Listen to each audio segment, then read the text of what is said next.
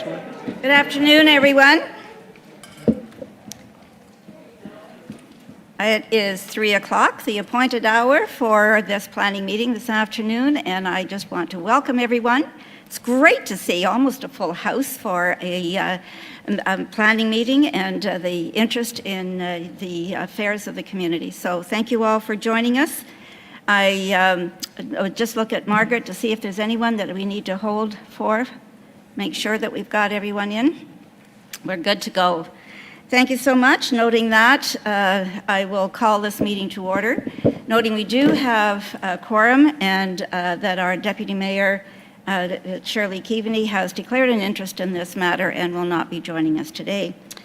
So with that, call the meeting to order and welcome you all, staff and to our listening public as well.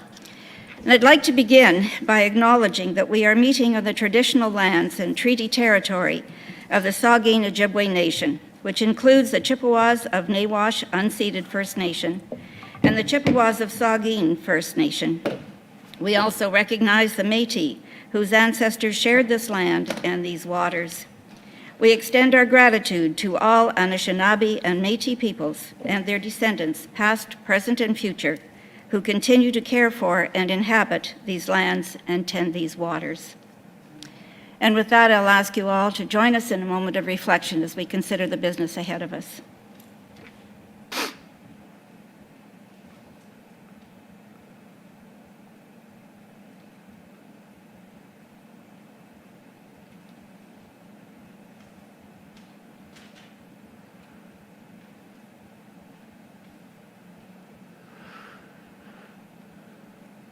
Thank you. We've already declared one interest in this in the meetings today. I will ask around the table if there's any further interest in the proceedings this afternoon. Seeing none. We will move on then to the formal portion of the meeting, which is the public meeting. And I do have a script to follow through if you'll bear with us, because it is important information for all of those in the audience today and also those who are listening to be aware of as we move ahead with this planning issue. We're here together today to learn about a revised proposal to amend the land use planning permissions and to develop a vacant land plan of condominium applying to certain lands in the municipality Meaford. It is important for me to note that the Planning Act requires that a person who may later wish to file an appeal to Council's decision on the zoning bylaw amendment application must either provide verbal comments today at this public meeting or provide written comments to Council before the amendments are passed. The intention of this requirement is that only those people who have taken the time and the care to learn about the proposal and to engage in the planning process may have an opportunity to appeal a decision to the Ontario Land Tribunal. While Council is legally required to make decisions that conform to the county and local official plans, our guiding policies encourage us to reach out to you, members of this community, to hear your thoughts about the proposed changes. We have a variety of legal tools available to us that we can apply to development to help us ensure that new uses can coexist with existing uses with as minimal an impact as possible.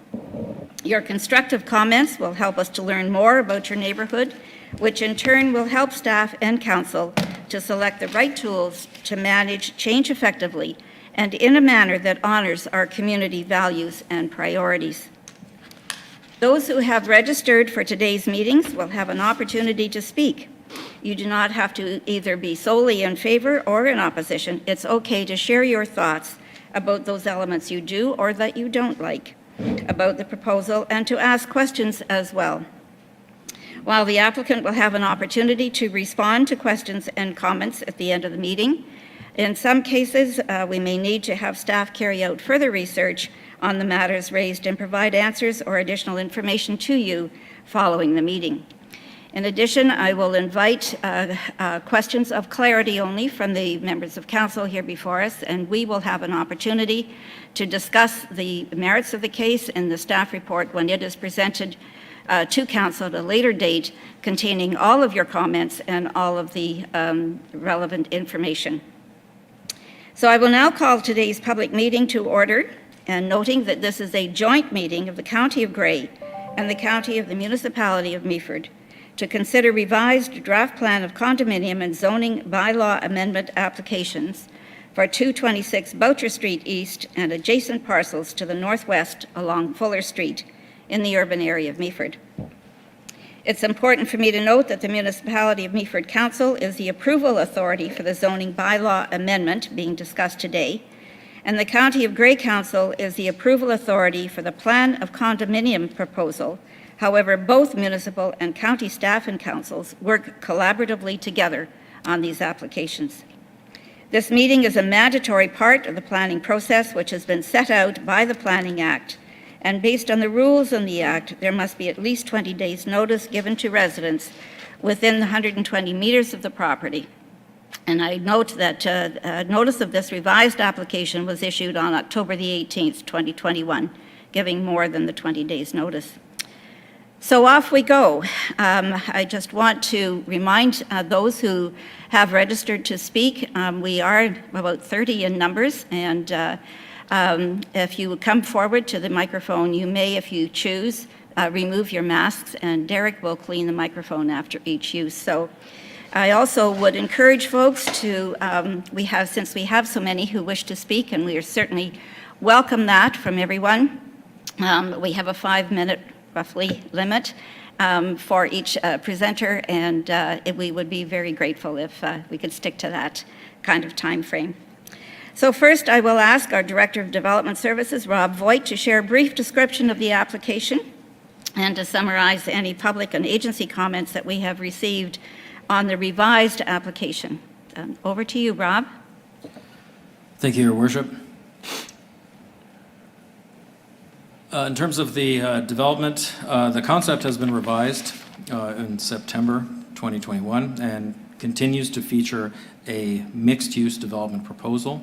And it's comprised of 9 buildings, which include a 5-story hotel and spa, 3 2-story townhome buildings, 4 4-story waterfront townhouse buildings, and 1 4-story apartment building. The revision removed one of the apartment buildings from the original concept plan that people saw and provides an additional waterfront townhouse building. It's also worth noting that the height of the apartment building has been decreased by 1 story, and overall the development concept includes 78 hotel units, 21 2-story townhome units, 88 waterfront townhome units, and 60 apartment units.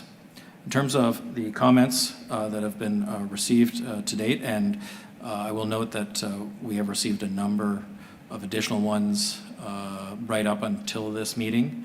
All comments are being included in the public record, and if I am receiving them, they're being forwarded directly to the planner on file as well as the clerk so that they're part of the public record. In brief, the comments have ranged from issues related to the building heights, references to views of the bay, public access across the site, concerns about parking, concerns about the mix of uses, and the ability to ensure that the hotel spa would in fact be built as part of this project.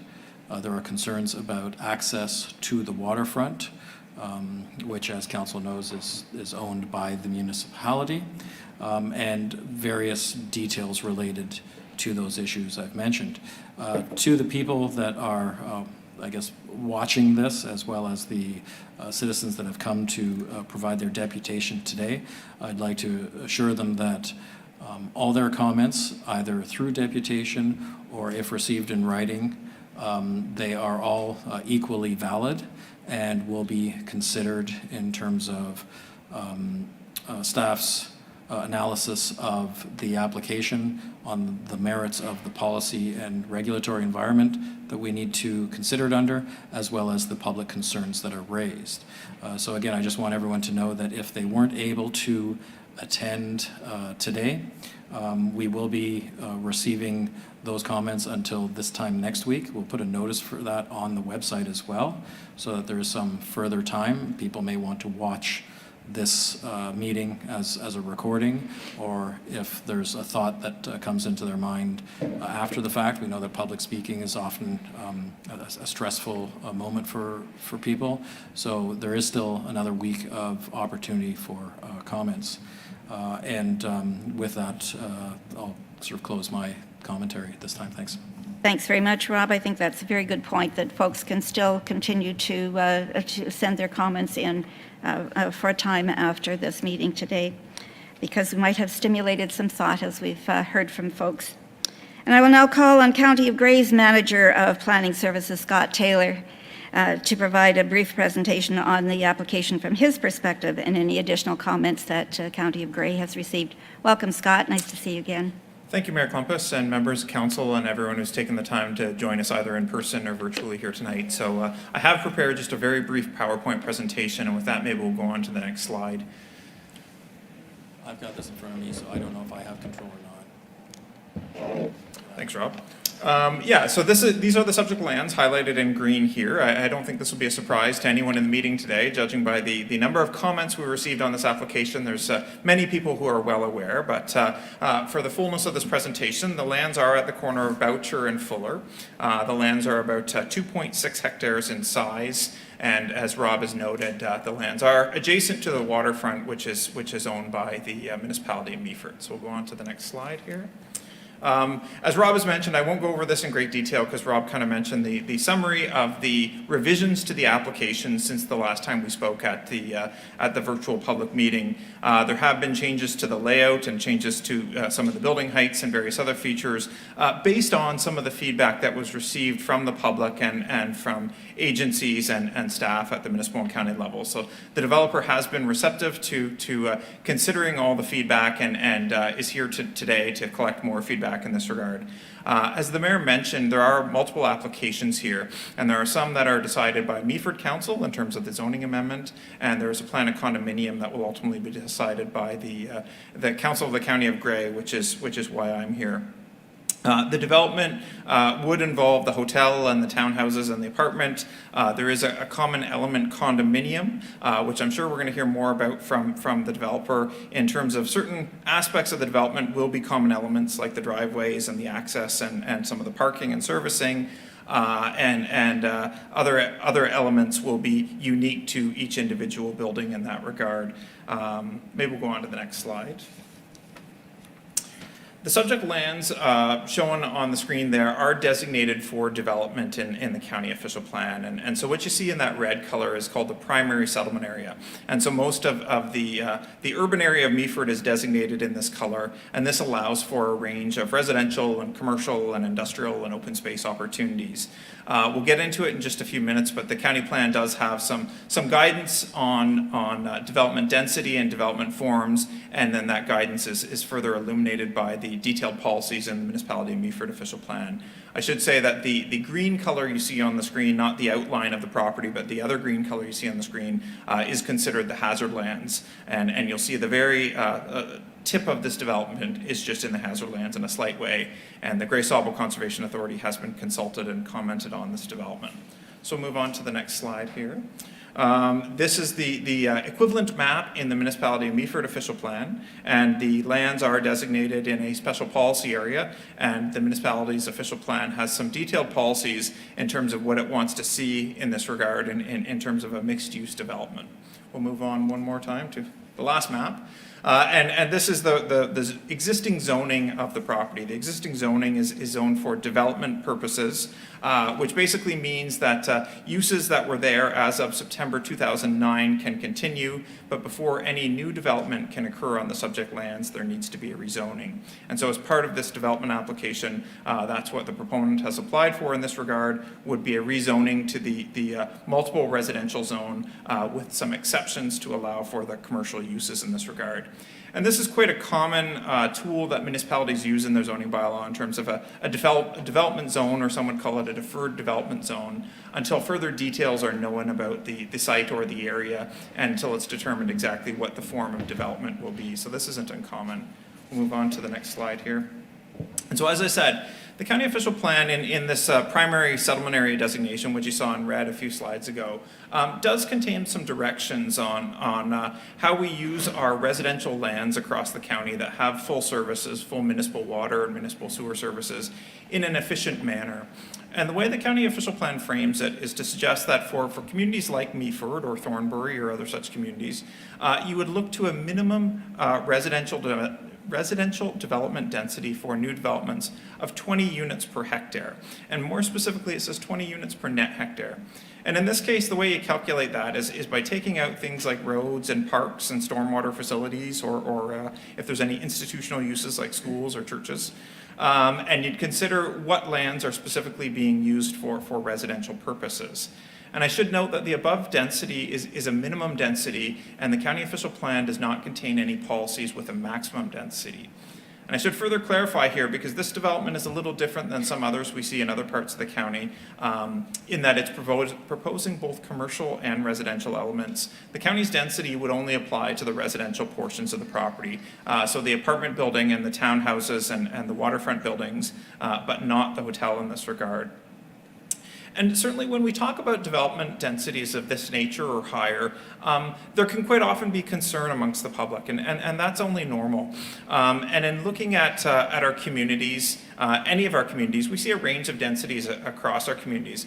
Certainly the development densities in a downtown can be very different than we might see in a residential plan of subdivision, and even within those subdivisions, those densities can be different depending on the age of the subdivision and when it was approved and constructed. I will say that although the county uses this minimum density of 20 units per net hectare, we are fully aware that there's a number of places within our communities that will and should exceed these densities. And again, going back to our downtowns and anywhere where we might be looking at apartment buildings, it would be very common to exceed these densities. So the county wasn't looking to limit development here, but provide guidance to municipalities as they then go and fill in some of the details in their own municipal official plans in that regard. So go on one more time here. And so the county takes our guidance from what we hear from members of the public, like you here today, but we also take our guidance from the province in this regard. And the province has a bit of a top-down planning system, whereby the province of Ontario sets a broad overall framework in the form of a document called the Provincial Policy Statement. And the municipalities, both like the County of Grey and the municipality of Meaford, have to be consistent with that document in our decision-making. And certainly over the last number of years, we've seen greater emphasis in the provincial policy statement, in the various iterations of it, on making sure that municipalities and counties are using their land efficiently within their settlement areas, and making sure that any new infrastructure that's built or upgraded is being done in an efficient fashion, such that the use of that infrastructure is economical, both in terms of when it's initially installed, but also over the lifespan and when it has to be replaced in the future. And so the county contains policies that speak to this intensification, if you will, to look at redevelopment opportunities within our communities. And sites like this are key for a number of reasons, both in terms of their location, in that in this particular site, it's near downtown, it's on the waterfront, it's got services already installed to the area, and it's walkable in that sense.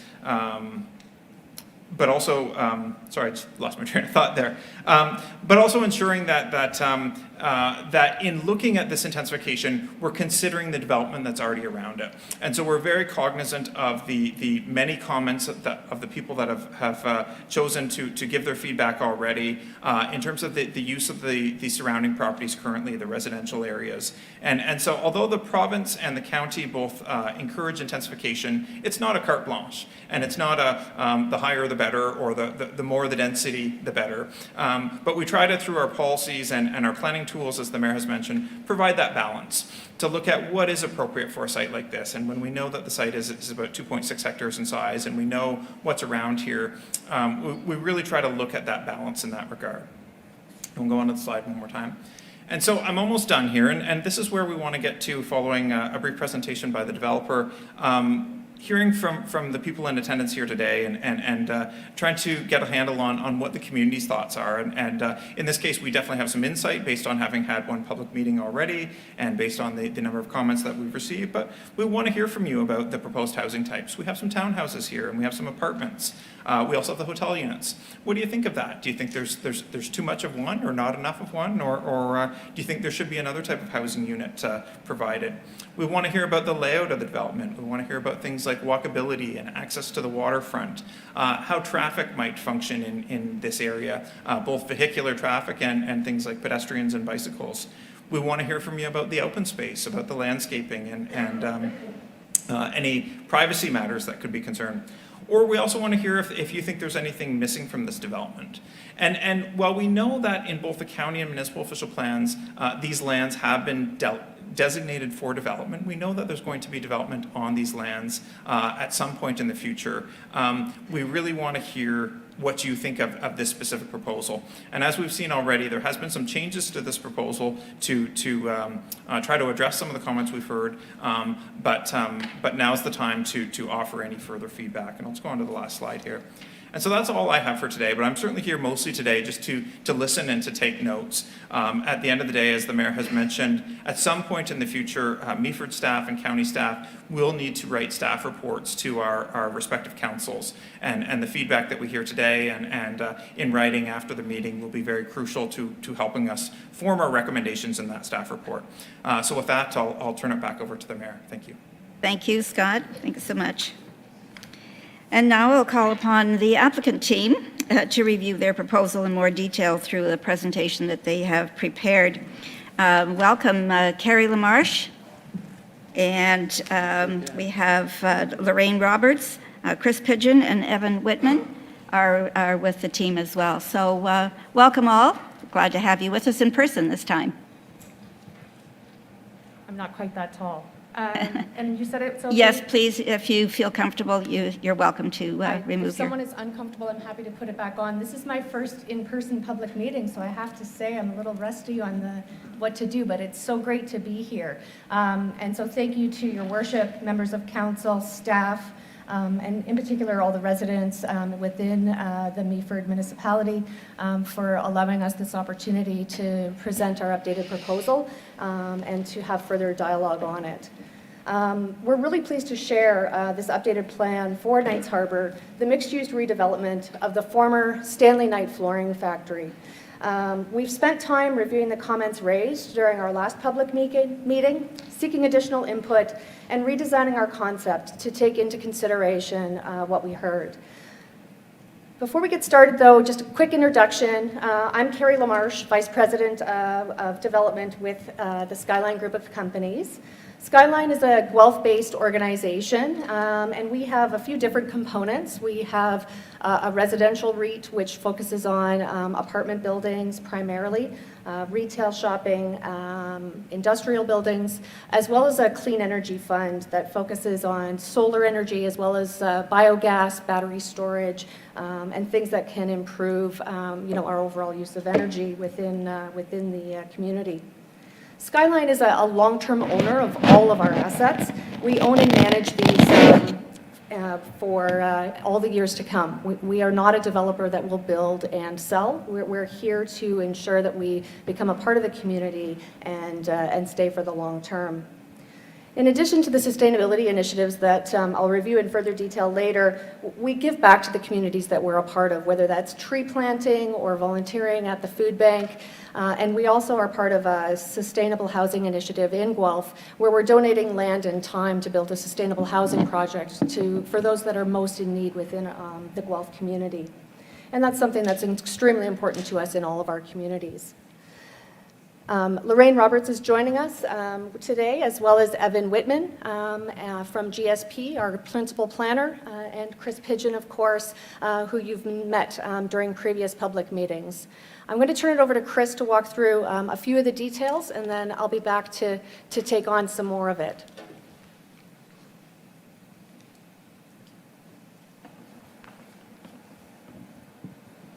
Thank you, Carrie, Mayor, members of council. So Chris Pidgeon with GSP Group. I'm going to take you through about 15 slides, and then I'm going to turn it back to Carrie, and she's going to walk you through some more of the details of the revised concept. So as Rob Voigt indicated and Scott Taylor, so today the purpose, this is a statutory public meeting, so that means that it is a legal meeting that's required under the Planning Act and the Condominium Act for the two applications that are before the municipality of Meaford and the county of Grey.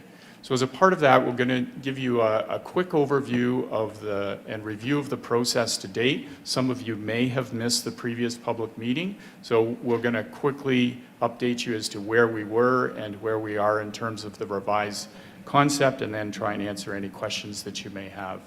So Scott's already identified the property, 2.4 hectares, 6 acres.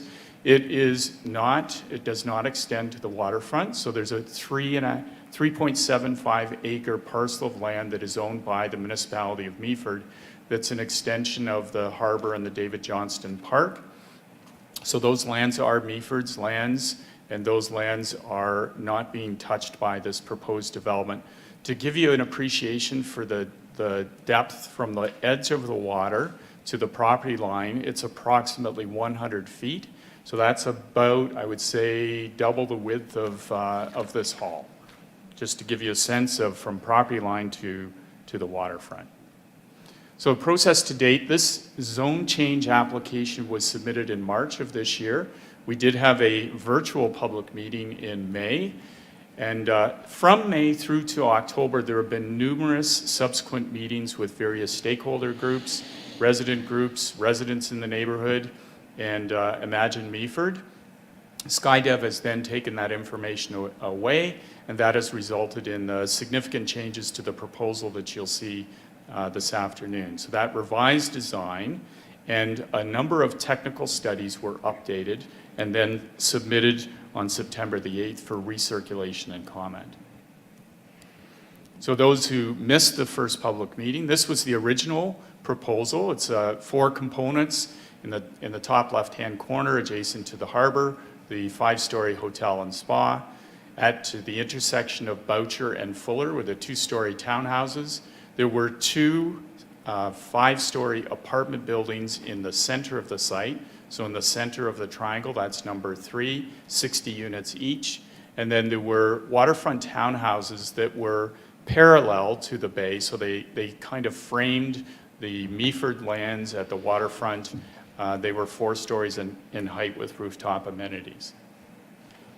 So this is just a perspective of what that development looked like. Again, you can see the 2-story townhouses in the foreground at the intersection, the 2 5-story apartment buildings in the middle of the triangle, the hotel, again, in its current, consistent in its current location at the top left, and then the 3 waterfront townhouse buildings framing the bay.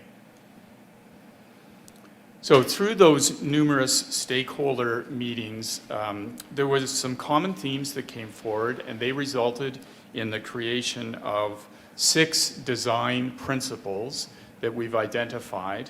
And those 6 design principles then were used as a part of the revisions to the concept plan that you'll see today. So the first, in response to the comments about the building massing, so SkyDev has reoriented, we call it the built form or the building layout, to create landscape fingers to the bay. They've included a variety in terms of residential forms, so that's the type of housing that is proposed to be constructed, whether it's 2-story townhouses, waterfront townhouses, or the apartment buildings. And they have minimized the building heights in closest proximity to the existing home. So on the opposite side of Fuller and Boucher, we have single detached homes. The proposal is to have predominantly 2-story townhouses and then transition the building height and massing to the other areas of the site, and also transition the massing as you move from the waterfront to the interior of the site.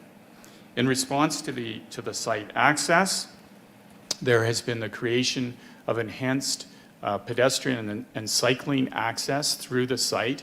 There are 4 access points through the site to the waterfront.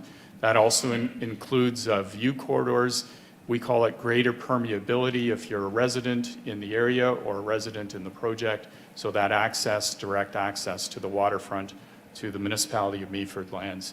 And of course, maintaining ultimately the functionality.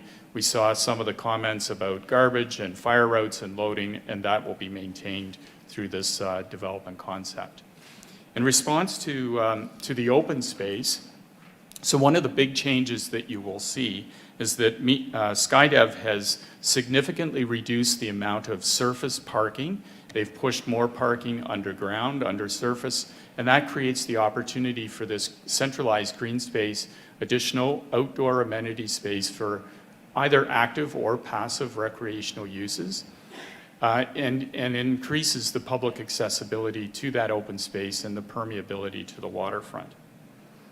In response to the unit mix and building design, SkyDev has matched the market needs in terms of the size of units, the unit count overall, and are really responding to the market, the Meaford market, in terms of rental accommodation, but as well owner-occupied occupied residential units. They've increased and included both indoor and outdoor rooftop amenity spaces for the residents and their visitors, and of course are maintaining the hotel with ancillary commercial uses, so a restaurant, spa, and gym, for example, and really taking advantage of that hotel location closest to the harbor to take advantage of the waterfront vistas and the proximity to the harbor and the downtown. In response to parking, so they are matching the parking supply to the market demand for parking, again in the context of Meaford. They've reduced the surface parking and again increased that underground parking to create more opportunities for pedestrians, open space that'll be landscaped areas.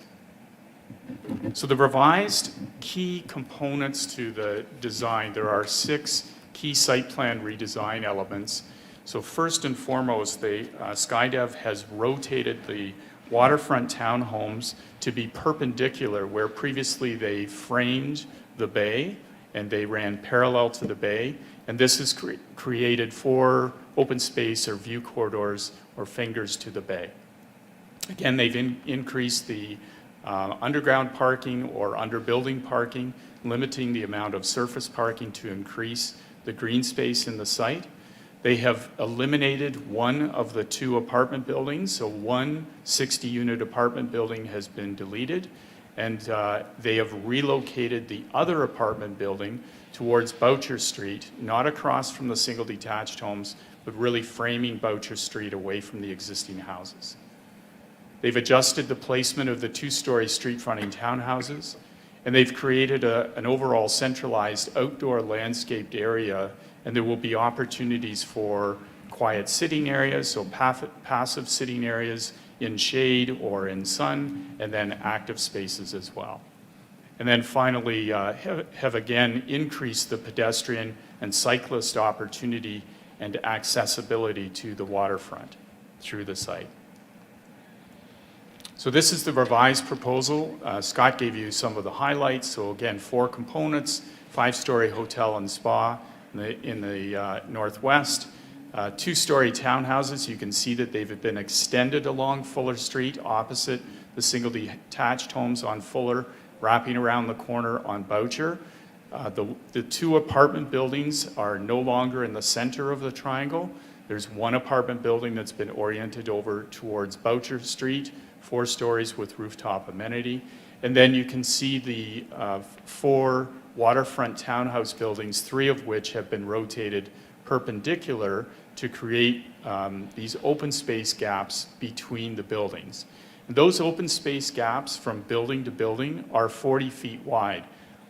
I estimate the hall here is probably about 50 feet, so it gives you a sense of the scale of those gaps, those pedestrian corridors through the site. In the original submission that was made in March, there were a number of technical reports that were submitted.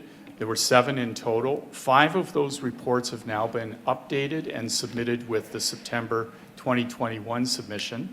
That includes the environmental impact study, functional servicing and stormwater management report, the environmental site assessment, an update to the traffic study and parking study, and the planning justification report. I'm not going to take you through those 5 reports, but I thought I would highlight 3 of the reports that we thought would be of particular interest to the residents. So the first is the traffic impact study. And you will recall, if you attended the May meeting, that that traffic study was based on January 2021 traffic counts. Of course, that was during the pandemic when traffic counts were low.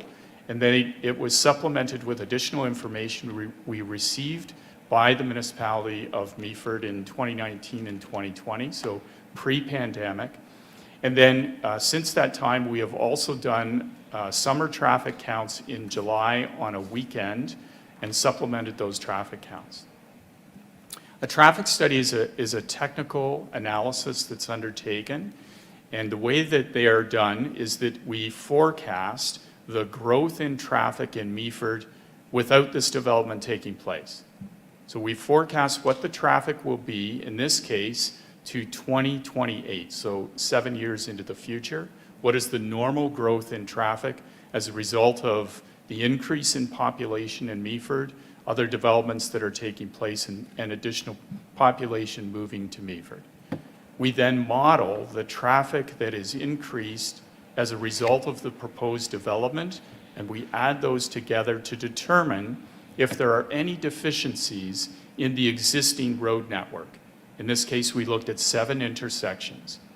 And if you add all of that traffic together, the proposed development, the increase in traffic to 2028, the conclusion of the traffic report is that all intersections will continue to function at acceptable levels of service. That's in the morning peak and the afternoon peak time, and on summer weekend time periods. We also did a parking study, and that parking study evaluated the demand for parking for the uses that are proposed in this development. And we used similar communities to the municipality of Meaford. So we looked at apartment parking demands, townhouse parking demands, and hotels in municipalities of similar scale. SkyDev is also proposing something called transportation demand management measures to be implemented. So that allows for the sharing of parking between uses, for example, the hotel and residential uses. It also includes alternative modes of transportation.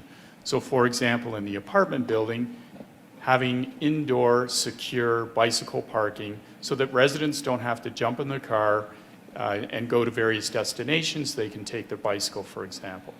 And of course, the proximity of this site to downtown Meaford, with the expectation that people wouldn't be driving, that they would be walking and or cycling.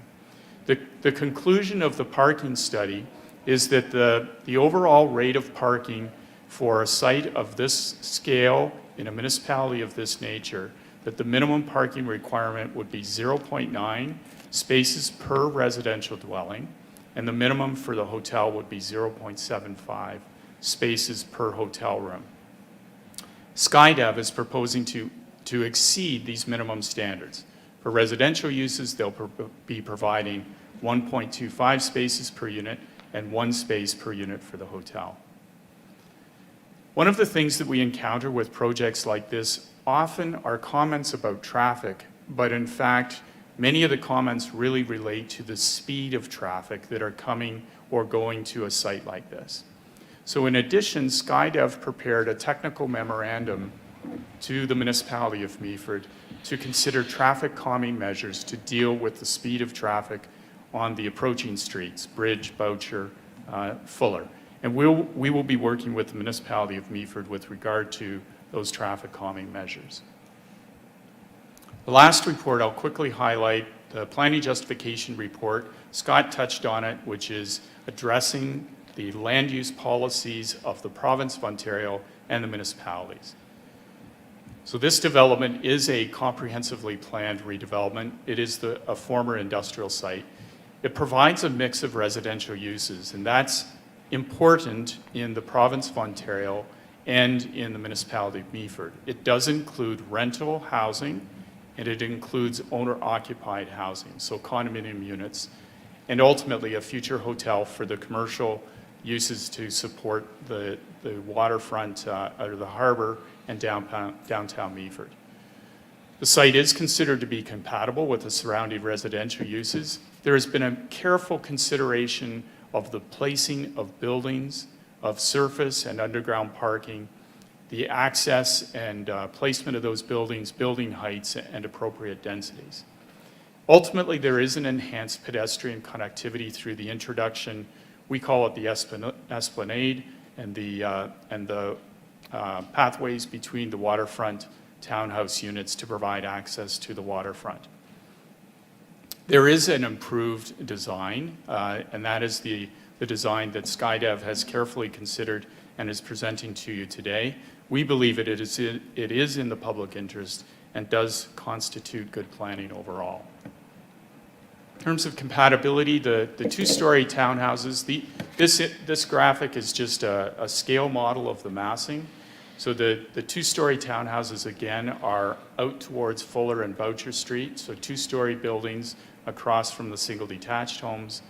Again, the apartment buildings have been removed from the center of the site, and there's only one, and it's been oriented towards Boucher Street. Across the street on Boucher, there are no single detached homes in that exact location. We've reduced the surface parking and increased the landscaping and pushed more of the parking underground. And you can see that there are view corridors, in fact, 4 passageways to provide access to the waterfront. And then finally, there's private rooftop amenities on the apartment building, as well as the 4 waterfront townhouses for recreational use by the residents and visitors of those units. The Meaford official plan indicates that the maximum building height is 3 stories, but it can be increased to 5 stories through community benefits. And SkyDev is proposing a number of community benefits. Brownfield Remediation is the remediation of a contaminated site, and SkyDev is committed to undertaking that work. There will be a contribution to the waterfront vision, which is a very significant community interest in Meaford. There will be streetscape rehabilitation and improvements along Bridge Street, along Fuller and Boucher Street, greater pedestrian connectivity, a variety of housing forms and tenures, so both rental and owner-occupied units. And Carrie's going to highlight some of the environmental sustainability elements that deal specifically with everyone top of mind, the climate crisis that we're all facing. And then finally, a hotel, which has been a long desired use to support downtown and the harbor. And then finally, SkyDev will be making financial contributions to pay for the infrastructure and the various community benefits.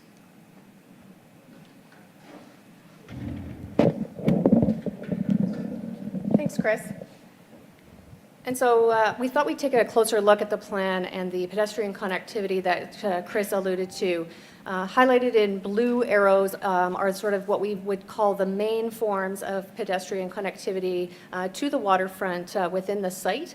But those are augmented with the orange arrowed locations that provide safe pedestrian connectivity through the site and also to the municipally owned lands and future waterfront trail along the top of the page there. I'd like to take a closer look at the esplanade or promenade that Chris referenced that we've added to the plan. And so if we zoom in on that area, it's now highlighted in purple, just to add some confusion there. But the promenade is shown in purple. This is envisioned to be a very wide bike or rollerblading friendly hardscaped pathway that would connect the intersection of Bridge Street and Fuller through the site to those municipally owned lands and the waterfront trail. On the left side of this page, we've shown some inspirational photos of elements that could be incorporated, such as landscaping on either side, as well as lighting, benches, etc. A big thanks, though, to Imagine Meaford for presenting this idea. I think it really adds to the plan and creates a much better connectivity to that public space, and I think that it will be a well-used piece within this project. If we look at the Waterfront Boardwalk, the area that's hatched out in purple are those municipally owned lands, and they're roughly 2 soccer fields in size. These will encompass the future boardwalk, and we're also showing the connection on the right side to Boucher with the lands that we'll be conveying to the municipality in that corner of the site. Our revised proposal continues to allow for pedestrian connections to the boardwalk in multiple locations, as well as connectivity through the property. Chris mentioned our view corridors. With 40 feet between, we wanted to give some context to how that could look. The lower units of the stacked townhouses will have a private patio area, but there will be a central pedestrian walkway with landscaping along either side. And again, the inspirational photos are shown on the left.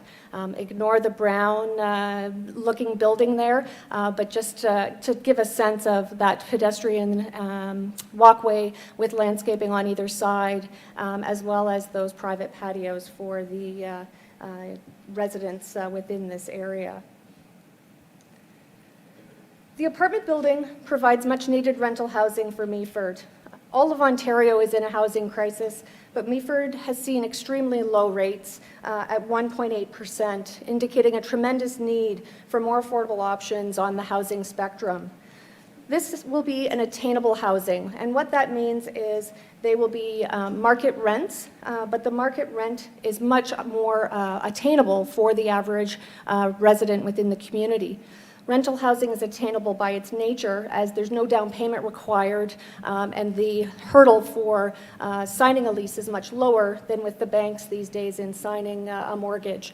And so this really provides additional options within the community and will ultimately drive vacancy rates higher, which then will stabilize rental rates and sale prices further within the community. This development will have a range of market affordability for these rentals depending on the size of the units. And so some of our smaller units will be at a lower rent than the larger units, creating a range of rates that will be available within the market. The apartments will be constructed with a rooftop amenity space. This will include an indoor-outdoor common area for use of the residents with community gardens, etc. And I thought I'd highlight one of our developments that's currently under construction in Welland, Ontario, to give a sense. So the rooftop balcony here in Welland is about half the size of the one that we would propose for Meaford. With Meaford having a much better view, we'd see a greater need for it within Meaford. But it would include barbecues, various seating, as well as community gardens. We also have a range of higher-end finishes that are proposed, such as quartz countertops within our developments, because we are looking to make sure that these are high-quality rental units for the community. We also incorporate various environmental sustainability measures within our developments. The list here is not exhaustive, but gives you some examples of the features that would be included in Knights Harbor. EV charging stations is a big one for me. We plan to have those for each of the buildings right at the outset for service for both homeowners as well as for the rental apartments, with the ability to expand these as demand grows for electric vehicles. We implement features like improved insulation and heating and cooling systems that really keep our energy consumption low. In each market, we analyze, the best, most effective heating and cooling system. The Welland project that I just highlighted for you is all electric because their electricity comes from Niagara Falls, and so it's very sustainable. And so that building is completely electric, which we see more and more as an option for this area. We've also designed large secure bike storage lockers for every unit, and that will facilitate, that active outdoor lifestyle that we know residents in this community are looking for.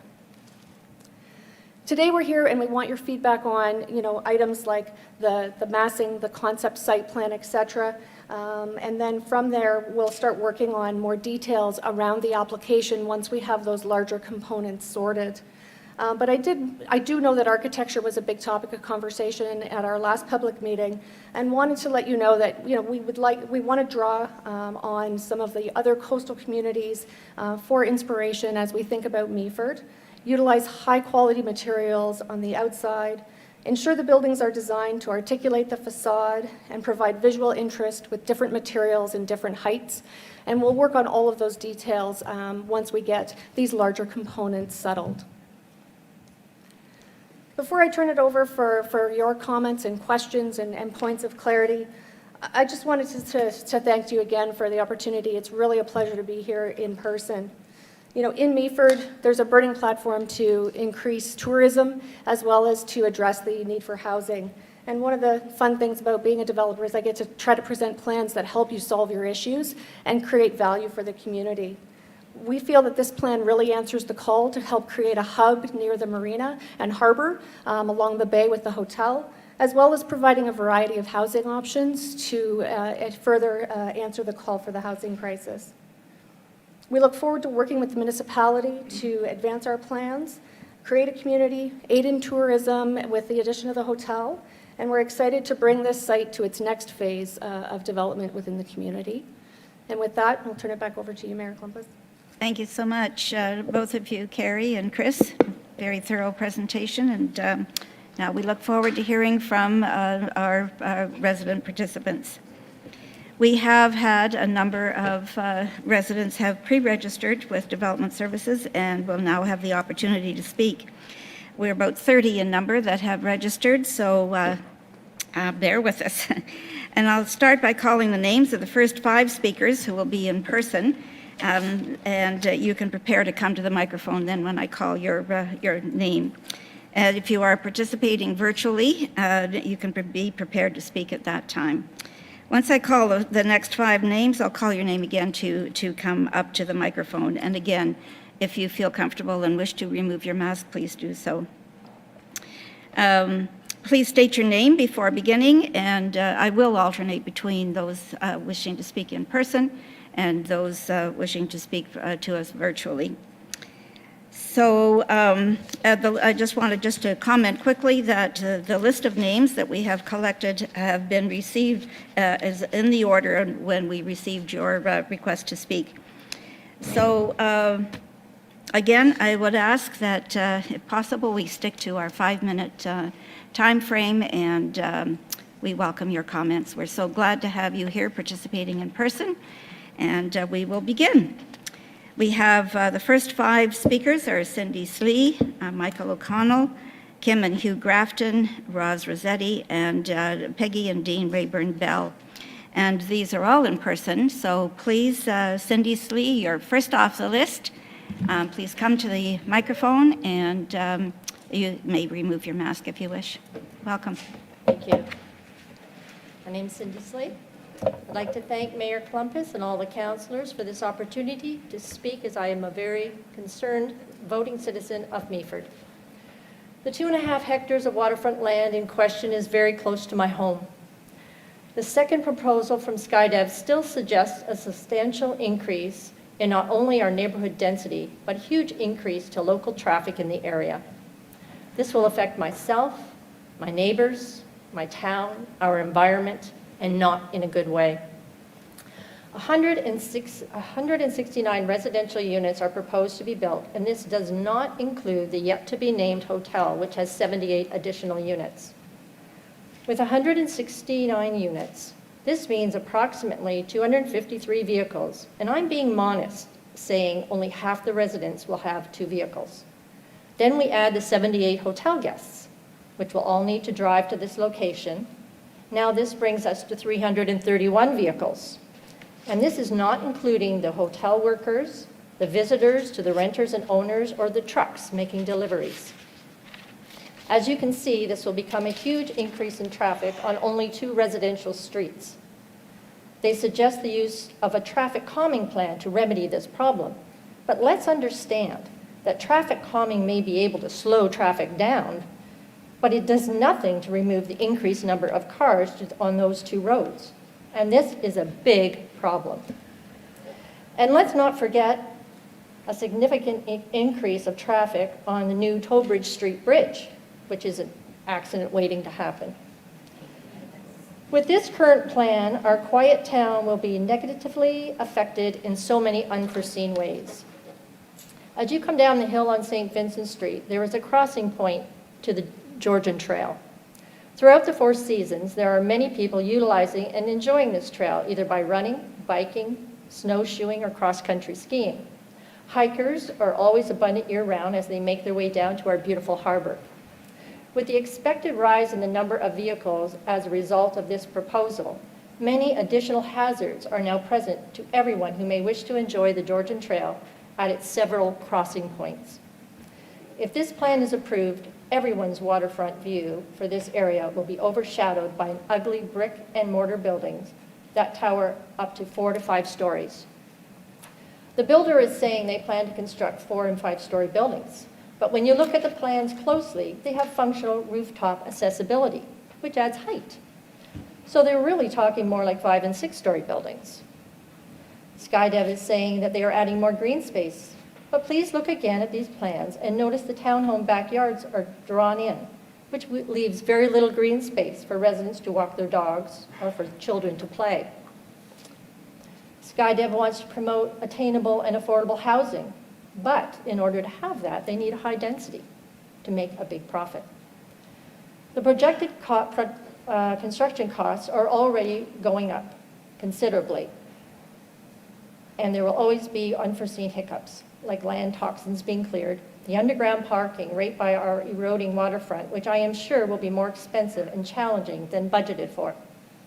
And the costs will continue to go up because they are unforeseen. So the attainable and affordable housing now goes out the window. When the Meaford Golf Course and housing development was being planned, I don't recall hearing about a need for attainable and affordable housing. Why was this? Because it was prime real estate. Residential single homes by the water are also prime real estate locations for developers. If the construction of these types of homes took place, this would drastically reduce density, traffic, road repair, wastewater, and forest elimination, and additional green space could also be added. We have other developments and projected developments happening in the area where affordable and attainable housing would definitely work well and not affect local traffic on some small residential streets, such as Loon Call and Christie Beach. At these locations, there is room to build additional vehicle entrances with turning lanes, which would allow greater access for residents. Now, some people are saying that we should have a denser population in urban areas, and the wealthy should not be the only ones to reside by the water. This existing real estate market makes this unrealistic, not just here in Meaford, but any development by the water. Meaford has been planning the revitalization of our waterfront for years now, and putting a dense eyesore of a brick and mortar development is not going to enhance our waterfront, but will certainly detract from it. Please keep our town and waterfront quiet, quaint, and environmentally friendly for our families to enjoy for years to come. Thank you for having this open forum and hearing our concerns. Thank you, Cindy.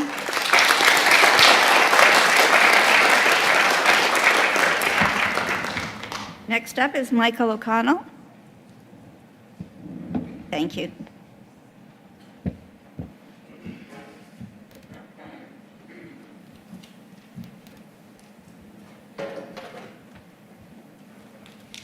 Welcome, Michael. Thank you, Mayor Klumpus.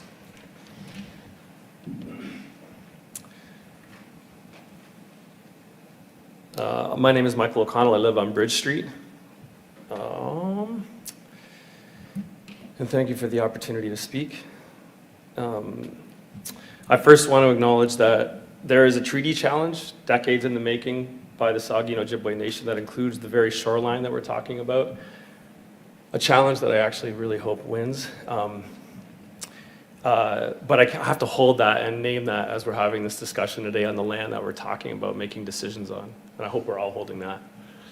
I also want to acknowledge and honor the amount of labor that this community has already put forth just in dealing with this, I'm just going to characterize it as ridiculous plan.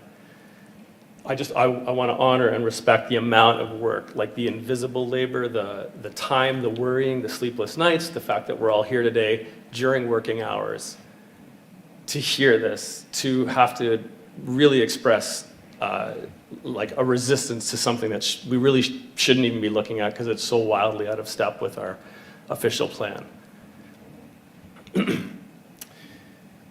I think about all the labor that this process has exacted from this community, and it looks to me like this new proposal still is just begging for variances from council. And I think it's been named, and I actually heard it from Skydev representatives themselves, that if they can't work with the density that they are proposing, that really cuts into their bottom line. Like, it's not profitable.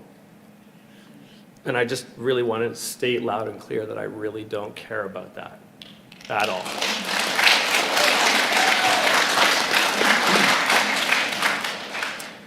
Like, and I'm not losing any sleep over it because I really do know that there's municipalities like Milton, Markham, that are just hungry and addicted to this kind of like super high density.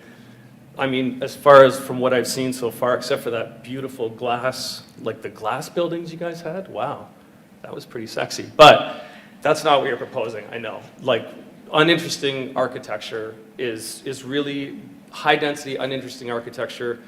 There's a million municipalities around that would take that and that are currently basing their entire growth model on that. I don't think Meaford really should. Okay. The problem is that they're trying to fit a profitable model onto a plot of land that cannot sustain their model in an immediate community that doesn't have the infrastructure required to hold it. You'll probably hear from, I guess, the next 28 speakers, way more detail from smarter people than I am about policy and planning. But I just want to name that it doesn't look sustainable to me whatsoever. And again, I don't care about the profit margin. And I don't want my council to care about the profit margin of this company either. I really don't. I really want to know that my council, that our council is interrogating this proposal like on a level. I'm here, I've definitely heard developers make all sorts of promises and promises and intentions and point to their integrity during a pitch.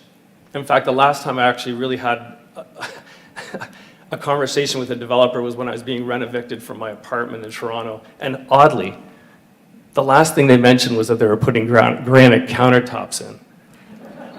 The irony for me is like pretty huge. So I just want to say to Skydev, if you can't make a profit without creating this monstrosity, then just withdraw your proposal and save us all the energy, because we're going to fight you. We will. We're going to fight you on this for sure. And we would fight it anywhere. This is not a NIMBY cause. This is not in my backyard. We don't want to see this. We want to see like responsible growth that's visionary. And I want my council to have a vision. Even if you don't feel you have one personally, you've been given one. It's the official plan. You're the stewards of the official plan.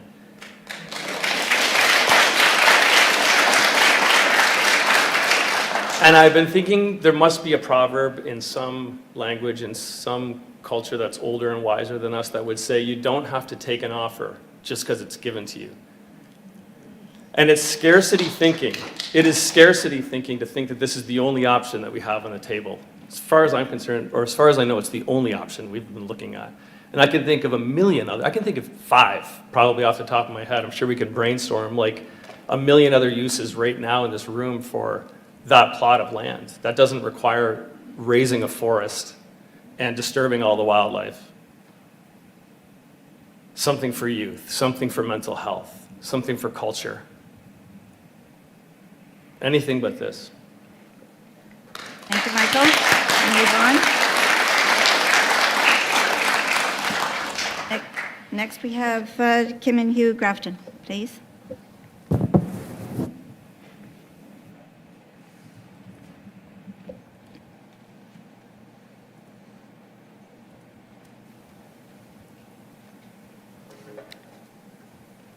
Welcome, Kim.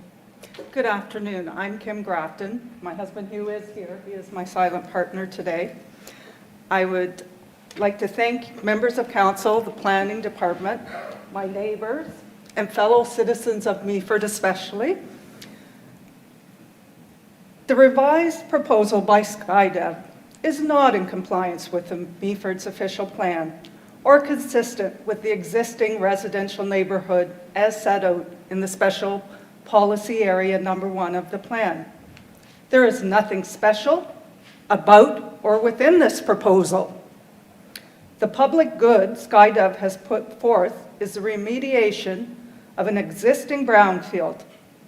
I say the responsibility to remediate this parcel of land resides with its owners and/or purchasers, as they are the ones who will benefit financially from the remediation and sale.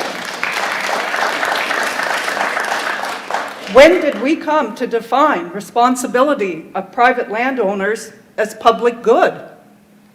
In regards to the hotel portion of the proposal being public good, what happens if you amend the zoning and a hotelier is not found?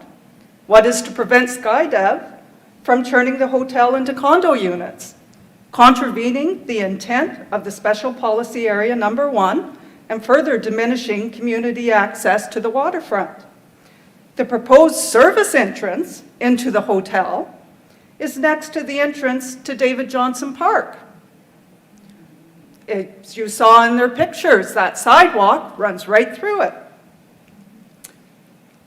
Large maintenance, service, and supply vehicles will be entering and exiting on that road that is already one singular road that filters most of the pedestrian traffic onto our waterfront. I don't see our pedestrians diverting into the development to enter the waterfront. They take the quickest, easiest route. That's just human nature. The traffic and parking issues that this proposal will create have been raised again and again, as there are only 2 streets to access and exit the development. Parking and traffic will remain problematic and expensive for future councils and community residents to deal with. I maintain that the core issue remains the density of the proposal. Even the revised site plan is too dense. The environmental impact of the runoff into Georgian Bay has not been properly addressed, nor the effect on soil erosion and climate change by removing the forested area.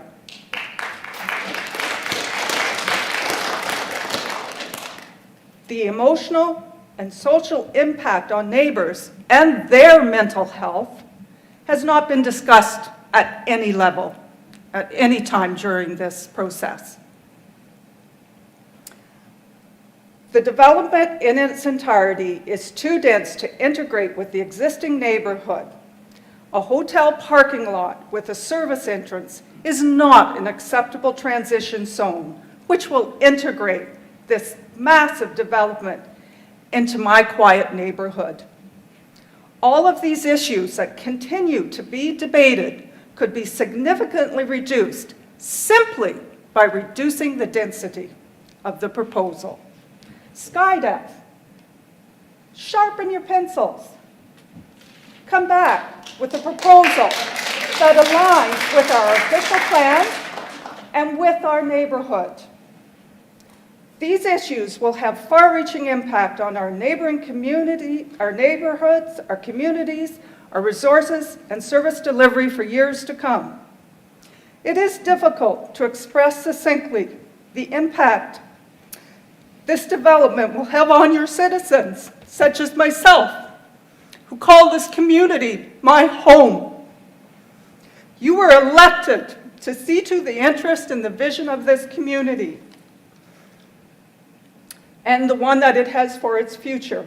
That is what policies are developed around and for. I ask you to look to our official plan and follow its vision. Development is here and will continue to put pressure on council and our planning departments. It is up to all of us, you and us, to ensure that good governance regarding growth is driven by our shared community vision, rather than by developers' perceptions and profit margins. So I ask you to send SkyDev back to the drawing board. Let's do this right. Thank you.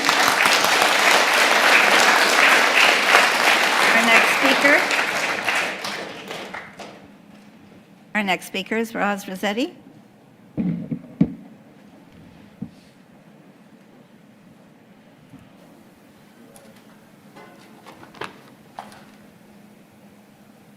Welcome, Roz. Thank you. Good afternoon, everyone. My name is Roz Rossetti. I live on Pearson Street. I'm not a neighbour to the proposed development site, but I am a frequent user of our harbour lands and waterfront parks, and I care deeply about what will happen to our town under pressure from profit-hungry developers. I am very concerned that a once-in-a-lifetime opportunity to create an extension to our publicly accessible, tourist-attracting waterfront is in jeopardy because of the SkyDev proposal. I view the October 18th updated concept plan with great skepticism. It shows a pretty picture, but how realistic is it? And as a side comment, I note that all the pretty pictures in Chris Pidgeon's presentations did not a building show, just green. How realistic are those pictures? There are no measurements included to show us distances between the development boundaries and the shoreline. No information about the distance from the walls of the 4-story stacked condos to the proposed boardwalk, particularly Condo 4 in the southeast corner. No indication whether the residences on the waterside will be fenced off from the narrow public strip of waterfront that will be left. In focusing on the very valid specific concerns of the SkyDev proposal, traffic flow, parking, density, incompatibility with the surrounding neighborhood, etc., I believe that there is a danger that the bigger picture is being overlooked. Why is a development of this type even being considered for this site?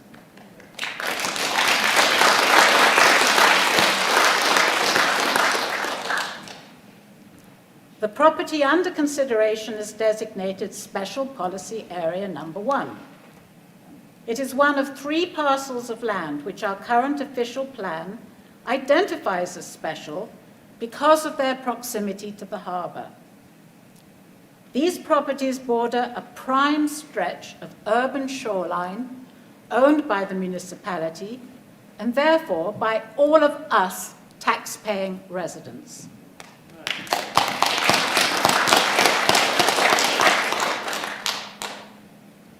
With all the approved and proposed residential developments in the pipeline, Meaford's urban population is going to grow significantly in the next 5 to 10 years.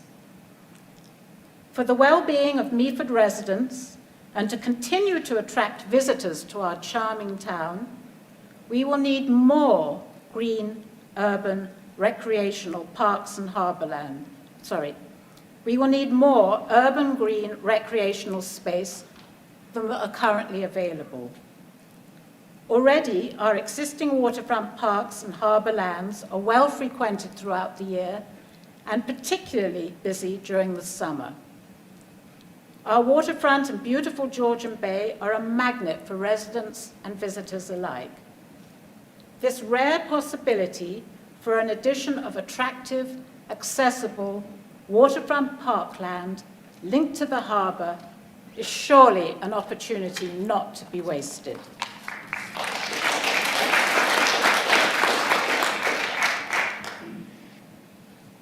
I feel strongly that we need to protect enough of that stretch of shoreline against the day that the other special area properties can be developed to fulfill the vision described in our official plan.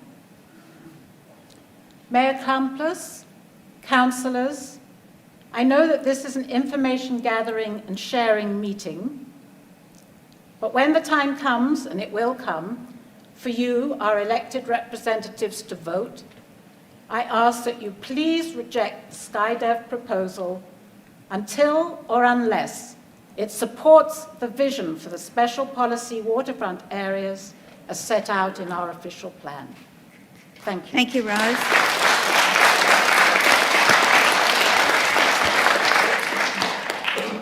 Next, we have Peggy and Dean Rayburn-Bell.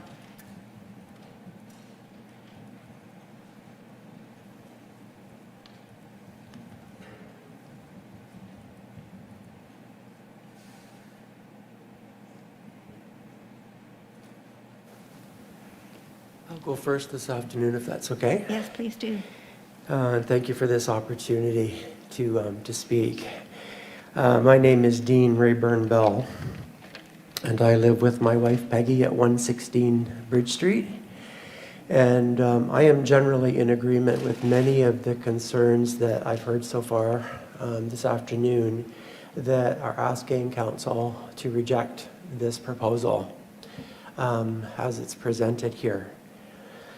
I too believe that there are serious flaws in SkyDev's submission. The proposed height of the buildings for this specific urban waterfront property continues to be unacceptable, and I encourage Council to honor Meaford's official plan. There are some themes, I think, re-emerging here, and I think that that just speaks to the passion and the number of people who silently attend or are watching from home, who also feel the way that we do.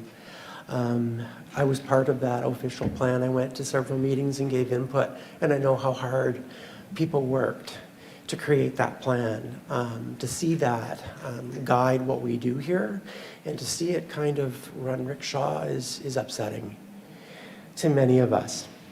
The revised plan includes the condos that are 4 stories, but it's clear that the event spaces and other related features of the build leave us where we were much earlier in the submission process, right back to May. And I have to say as well, those inspirational images, I think almost exclusively showed 3-story buildings. So that's the image we carry in our brain, not the ones that we're going to be seeing in reality. The buildings will be 5 stories, and for all intents and purposes, in the updated planning justification submission, it is upfront about the height regarding the hotel, but it says little about the reality of the heights throughout this build. Also, section 2.3, under the transportation context, there it notes that the Fuller Street North ends with a connection to the Meaford Harbour parking area. And I don't mean to speak down to any one of you. If you've been to the Meaford Harbour parking area, you know exactly what I'm about to say. We know that this is intended for tourist parking. We have campers, and for seasonal uses alone. That's what it's been planned for. We also know it's not maintained as a paved road with any signage currently, and that it's not cleared of snow in the winter. That's our reality. It's irresponsible, and I find it misleading on SkyDev's part to suggest that traffic may flow through this area in an attempt, I think, to ease our community's concerns regarding increased traffic developed as a whole. That's the point. So if these future severances are simply a way to sever off the townhouses later on, I find that this is a workaround, and I don't like it. And for this reason, I urge you to reject the submission. The province and the county are seeking to maximize land use, and you're getting strong nudges, I suspect, to do precisely that. And I think I even just heard that there may be some financial contributions to help us, which I find patronizing, but that's beside the point. But surely we don't have to follow those strong nudges in every case. And I think in this one, it's wrong-headed. So for these reasons presented today, I strongly urge Council to reject this proposal. Thank you.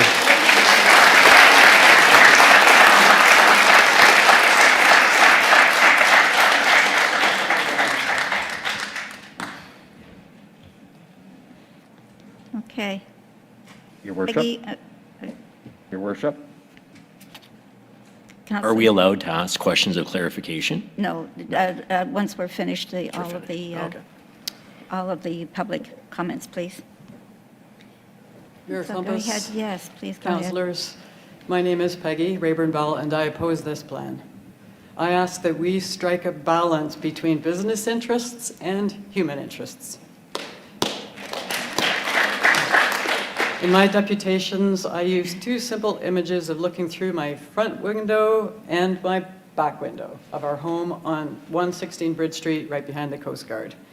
Before that, first, I would like to recognize the profoundly undemocratic nature of a public meeting that is open only to those who are able to speak in person or watch through Zoom. I contacted the Meaford Planning Department and heard through an email that they, quote unquote, strongly encourage, my words here, the public to participate using Zoom. Through my front window, I see three widowers in houses directly across the street. One is in her 80s, two in their 90s. They are not able to speak at the meeting. They have no access to or understanding of Zoom technology whatsoever. These women are individuals but share the same opinion that the development is not right because of its scope and size, and they can do nothing about it. One uses the David and Goliath comparison, but this is inaccurate. The gap between Skyline, Sky Dev's tremendous wealth and the rest of us situates us in different words altogether. These women pray, all will be well. For them, for many, we want to see vibrant local businesses. We are kind to each other, good neighbors. We prepare food, we shovel sidewalks for the sick. But how can we be good neighbors to those who seem categorically different from us? And what do the women see through their windows? Walkers, bikers, singers, painters, knitters, and so much more. We are all so many things, but never mistake us for fools.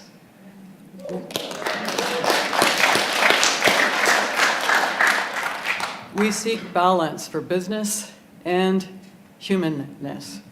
Skydev, Skyline, and its management operations oversee large numbers of properties in Ontario, all designed to maximize profit. This narrow focus is inappropriate here. I've lived in or been connected to Meaford for decades. As factories and some manufacturing died, it became obvious our town's business is tourism. We need to nurture, encourage, and enhance tourism.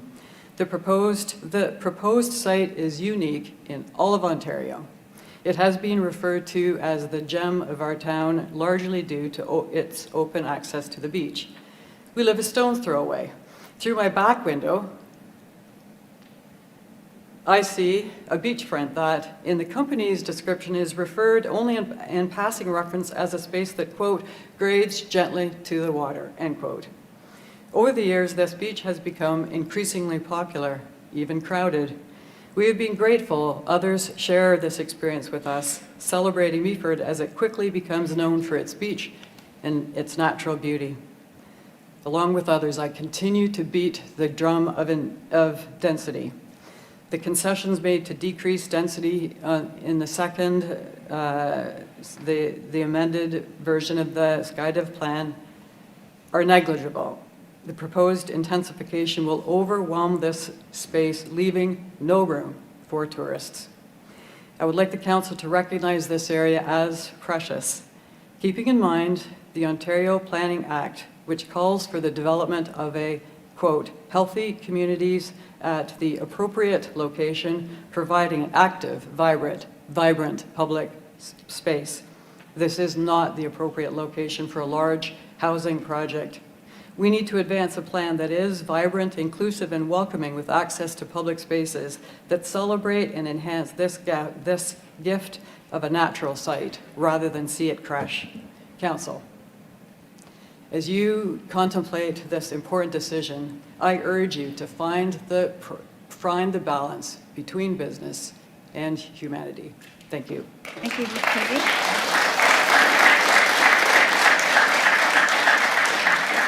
The next five speakers we have will be coming to us virtually. And they're Karen Coleman, John Hauser, Marnie Wraith, Vivian Grant, and Susan Taylor. And so I will call first on Karen Coleman. Hello, can I be heard? Yes, please Great. go ahead. Thank you, Mayor Clumpus, councillors, and the planning process, and the community that is listening and participating so that we can all participate. So I'm encouraged by the changes in draft 2, but I'm not naive because SkyDev is really about the municipality's real need for tax money and Skyline's desire to make money. So that's what this is really about. So if SkyDev is to proceed, I do think draft 2 is better, but it's still pretty ugly. Sorry to the designers, but it could be a lot better. It's a cookie cutter design like River's Edge in Chatham or Lancaster Park in Welland or Lock 22 in Peterborough. It's not reflective of Meaford's heritage and our values and how we want to see and use the waterfront.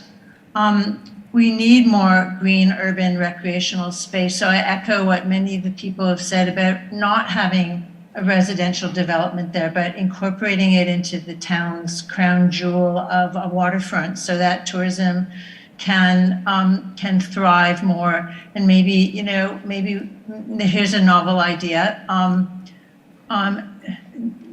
Skyline, the developer, they have a lot of money because they have a lot of money in trust funds, real estate investment trusts, solar energy funds, etc. Like they're very wealthy. So how about they put back into the Ontario community and the global community, and they turn this area into more of a parkland or an public art space that revolves, or that's a tourist attraction right there, and the community can continue to enjoy it all for many, many years. I digress a bit, and so I'm going to go back to, well, what if SkyDev really did happen? So what's wrong with it? Well, there's not enough public access. The heights of the buildings are too high. They're not varied or staggered enough to create visual interest. They're really much more monolithic. The traffic, I've read the studies, but I just can't believe that that increase in cars and parking spaces is not going to be a problem. I'm glad that there's more underground parking, but it's still not enough. Like, put it all underground and, I'll be more on side. I'm also really worried about our dependence on natural gas, because there's the natural gas infrastructure in Meaford. It's very easy for everyone to hook into that, and it's done. But it's the wrong thing to do because of greenhouse gases. So, like I've read on Skyline's sustainability plan,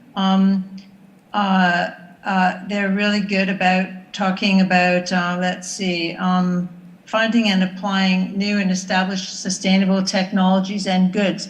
So what do you mean by that? Like, the building industry is changing. Are you only going to hire suppliers that use green concrete, because that's a huge greenhouse gas emitter? Tell us more about where you're getting your suppliers and why they're green, and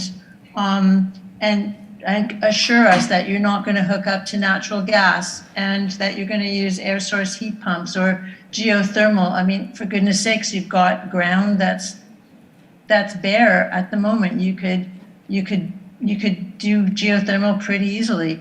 There's new technologies, even geothermal out of the water. I mean, Georgian Bay's right there. There's no need to have natural gas hookup.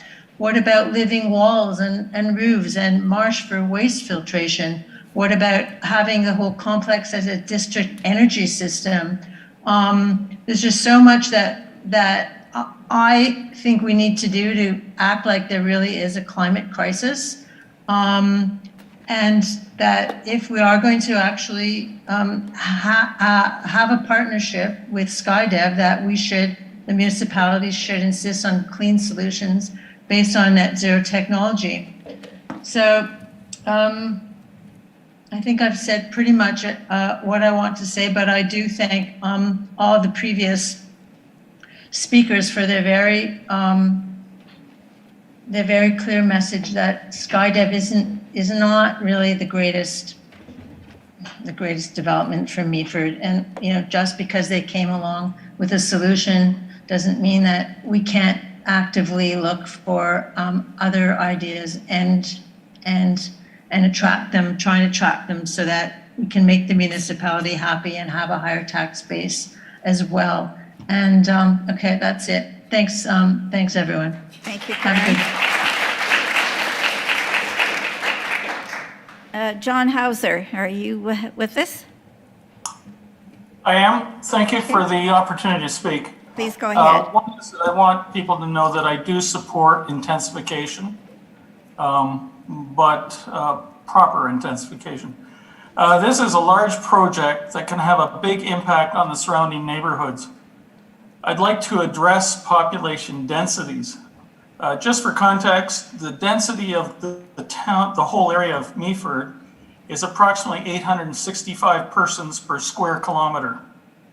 The average household is 2.1 persons per unit.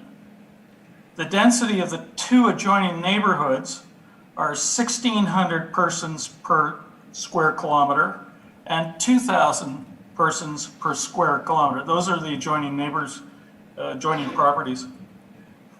By my calculation, the density of the SkyDev 2.4 hectares is approximately 17,000 people per square kilometer. I would like to see SkyDev present a demographic analysis of the project and make it public. And that is it. Obviously, densities affect traffic, and it would be nice to see the actual numbers of their traffic studies instead of just blind statements. And that's all I have to say. Thank you. Thank you very much, John. And next we have Marnie Wraith. Are you with us, Marnie?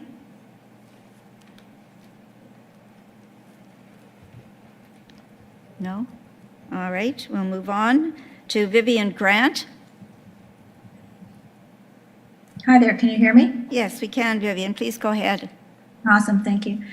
Thank you very much, Mayor Klumpus, councilors and staff. My name is Vivian Grant, and on behalf of my husband and my family and myself, I'm presenting this deputation. We live in 2 homes on Bridge Street that will be negatively affected by this development if it goes through as planned. My children purchased in Meaford to escape the hustle and bustle of the city and the immeasurable amount of cars, congestions, and gridlock that living in an overcrowded community brings.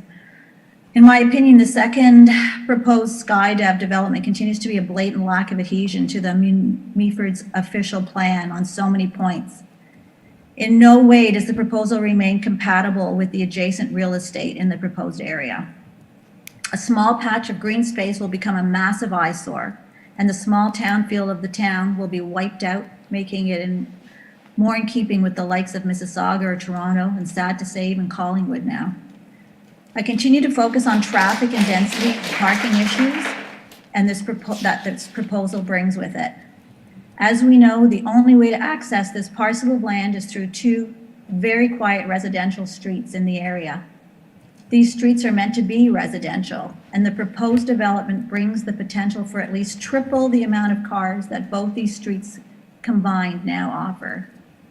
And I think I'm being pretty low on that estimation, but if this goes through, there will be steady flow of traffic that is consistent with city living, not town living. And it is too much for the small parcel of land tucked away with no major road access other than the now quiet residential streets. The dramatic increase in cars, the inadequate parking, will mean cars will park consistently and constantly along Bridge and Boucher streets, making our streets like city streets. Where now there is no parking allowed during certain months of the year, there will, by necessity, always be cars parked along our streets. This is a dangerous and, to be honest, ugly proposition for our neighborhood. Although there is a plan for underground parking, those of us who live nearby know that the water level will more than likely impede the functionality of this parking. Depending on what time of year, basements flood and are wet from water seeping in and up, not from the rain. This may make the building and the use of the underground parking facility not even feasible. If this happens, where are the cars going to be parking? My second concern is the existing forest of 608 trees that would be chopped down to allow for the construction and parking or / dumpster site behind the proposed hotel. Once again, this is prime land and waterfront property. It is tantamount to murder, in my opinion. The choice of this land was surely made for its beauty, and to deforest the land is sheer lunacy.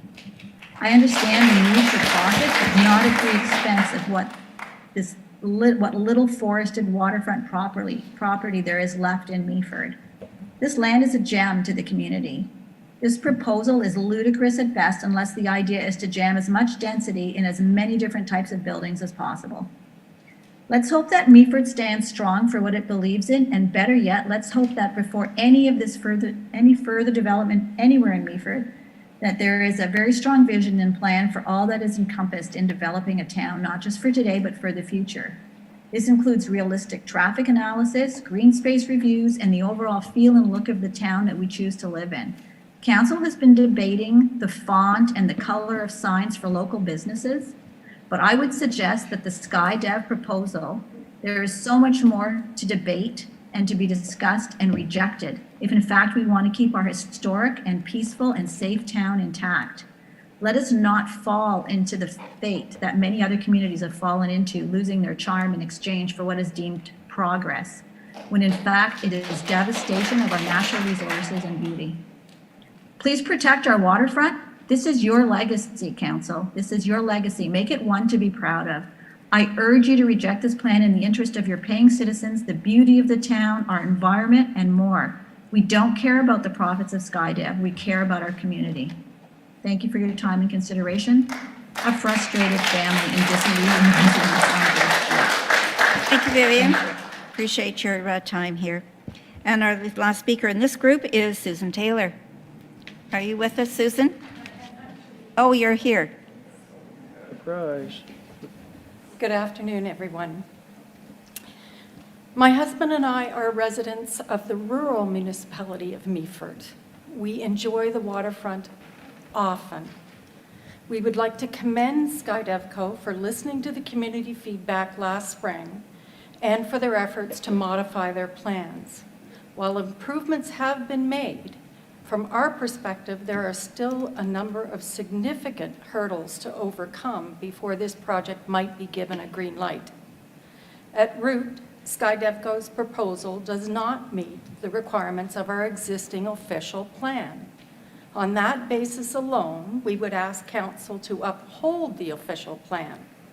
While we agree that the official plan needs to be updated, until that process is completed, your role as our elected representatives is to stand by the vision in the official plan. Our asks of Council are simple, that you require the developer to abide by the official plan as it currently stands, or Council pauses all decisions on this development until formal, in-person public meetings can be held when more residents can participate. As the pandemic slowly releases its grip, we ask that you arrange an opportunity for all interested parties to gather and, with the support of an independent, experienced facilitator, generate detailed guidelines for this site to ensure that it blends into the plan for the entire waterfront. In the end, this will save us a lot of time, money, and heartache. Because of its prime location and special designation, this development must not be viewed in isolation. It's vitally important to get it right. Let's work together to find a solution we will all be proud of for years to come. As activist Jane Jacobs once said, cities have the capability of providing something for everybody only because and only when they are created by everybody. For the record, our top 5 major concerns are, number 1, the hotel. As per Section B of the official plan, the inclusion of a hotel is an essential component of this site. Until such time that a hotelier partner is confirmed, no development should be allowed. This development cannot move forward on an ad hoc or piecemeal basis. Number 2, density. Overdevelopment of the site will have an adverse impact on the neighborhood and the town. The official plan also states an overall average development density of 20 units per hectare shall be achieved for new development within the urban area. This aligns with Grey County's official plan. The revised development application, excluding the hotel, proposes a significantly higher number. It does depend somewhat on one's math. Overdevelopment of the site will have an adverse impact on the neighborhood. This is a small town, not a large urban center, where this level of intensification is warranted to avoid urban sprawl. Number 3, parking. As the official plan requirement is 1.5 parking spaces per residential unit, SkyDev is suggesting a significantly lower number. In a large urban area with accessible transit, this may be a reasonable goal. However, in small rural communities without readily accessible transit, many families require 2 vehicles even to get to the beach. Both parents work or differing schedules necessitate delivering children to various activities, often well beyond the town's limits. This is not a walking community. Common sense dictates that we either change the official plan to create a more walkable, transit-based townscape, or we recognize the need. Number 4, traffic. A low-rise single residential community surrounds this proposed development. Common sense also indicates that traffic will be an issue. Although traffic studies were completed, they appear not to have taken into account the actual number of vehicles that will likely inhabit the site. Most families will have at least 1 vehicle, with many having 2, as mass transit is not likely going to be available in the near future. At a hotel, workers, access to the Waterfront Boardwalk or trail, and the bottlenecks during and after construction are obvious to area residents. Number 5, climate and environmental sustainability measures. While SkyDevCo has listed their proposed ESMs, given the climate crisis the planet is facing, we need to consider the municipality's role in reducing greenhouse emissions and how changing water levels may impact this site. Rather than being solar photovoltaic system ready, why not install solar panels and reduce operating costs for the future? If we want a portion of these units to continue to be attainable, ongoing costs to live in the units must be carefully considered. Water, wastewater, energy consumption, flooding, runoff, carbon emissions also need to be considered. Most importantly, we need to ask ourselves if this location might become an example of a truly green development in our community. Since the 1970s, cities like Portland, Oregon have dramatically changed how they plan for growth by eliminating urban sprawl and shifting resources to make their city more walkable and bikeable. They've experienced significant economic benefits. They've become healthier and more attractive places to live. Our point being that the models already exist, albeit on a larger scale.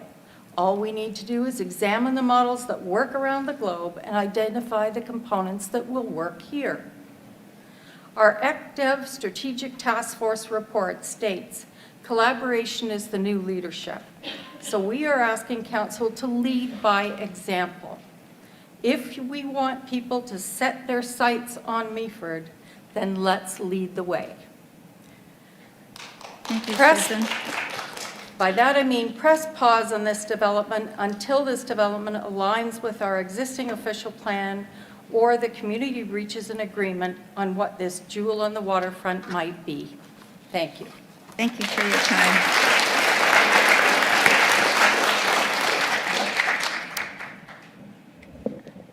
We have been sitting for almost 2 hours now, so I'm going to declare a 5-minute recess while we stretch, and we'll return at 4:51, 4:55.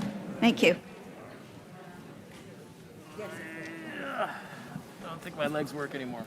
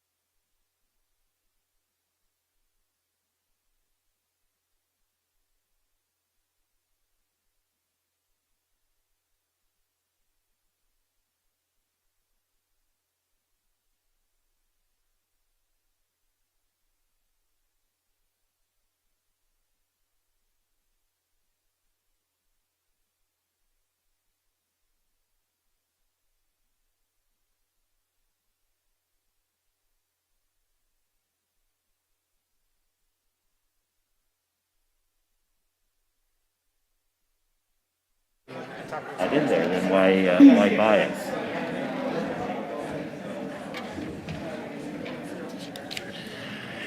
Want me to order in pizza? Yeah, we may Better make need it. two.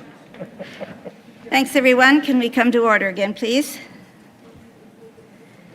We have in-person speakers next time. We have 5 listed here. Dan White, Susan Johnson, Reed Barrett, Carrie North, and Alan Reed. So we'll begin with Dan White. Didn't see him. I don't see him. He's got a mustache. He'll be in disguise. I don't think he's with us. All right, we'll go with Susan Johnson then.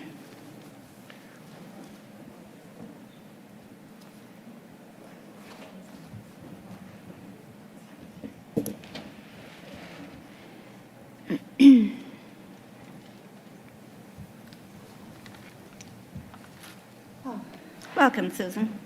Thank you. If you feel comfortable, you may remove your mask. Thank you. Good afternoon, Mayor Compass, council members, planning department, and fellow residents of Meaford.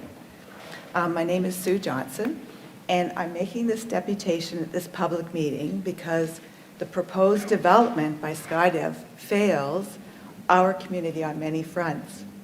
It is clear that a number of serious issues would face us if the revised development plan were to be built. These issues are being identified by the many excellent deputations here today, and as well as the written deputations and the online deputations. Today, I would like to focus on 2 areas that are highly problematic. I would appreciate hearing your thoughts on these issues.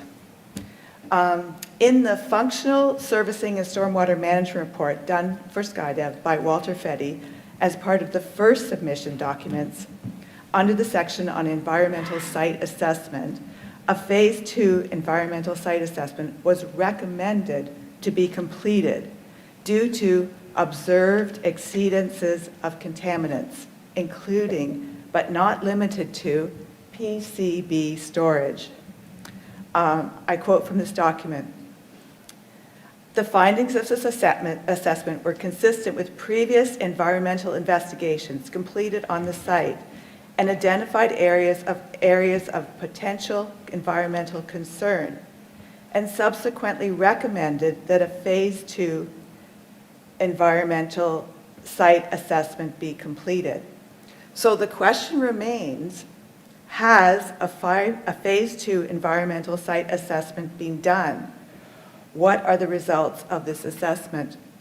I have not been able to find the Phase 2 site assessment in the second submission documents, and I would appreciate being directed to this information. The second area, which is highly problematic, is the proposed removal of the forest on the site. Demolition of the wooded area contravenes all environmental and societal best practices. This is underlined in the draft of Grey County's Climate Change Action Plan. So this is a new draft. Grey County has come up with a Climate Change Action Plan. And it states, expanding and protecting natural areas increases biodiversity and ecosystem health, allows for essential ecosystem services that provide purification of water, erosion and flood control, soil formation, and stormwater management. These elements play an important role in climate adaptation. Increased tree canopies also provide shade that reduces cooling energy consumption in buildings, as well as increased stormwater management and more nature tourism opportunities. Then this natural infrastructure should not be disturbed, as its benefits are essential, as Grey County recognizes in this important new document.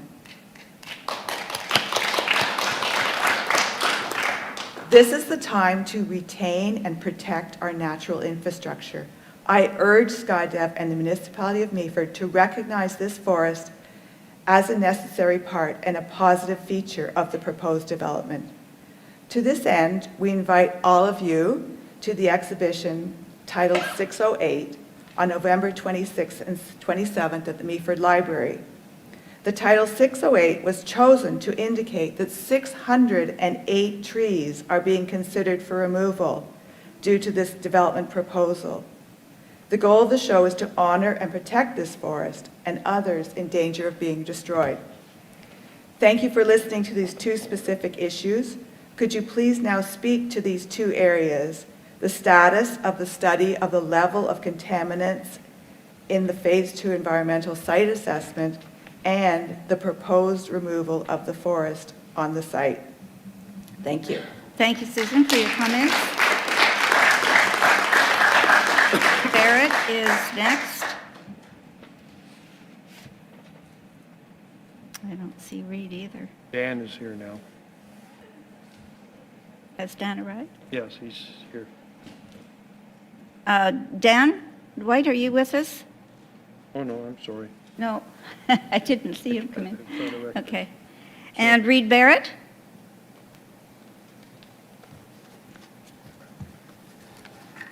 Welcome. Good afternoon, Please go ahead.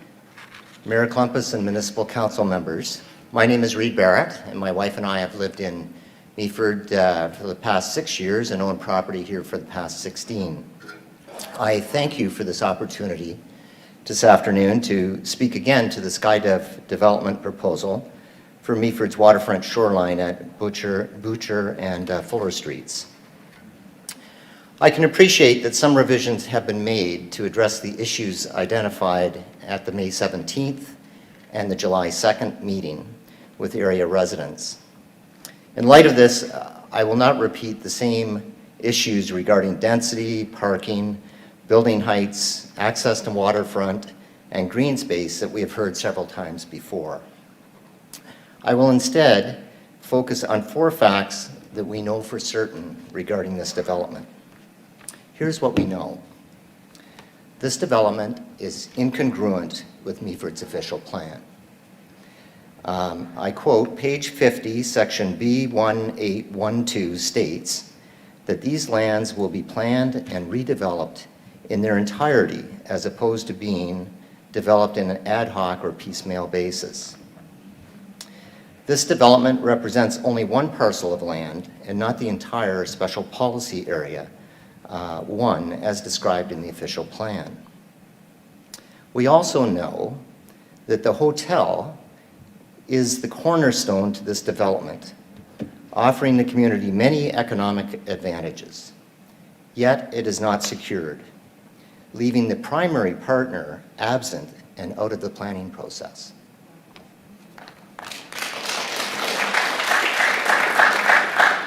Thirdly, we know that this waterfront property is precious, a jewel in our community.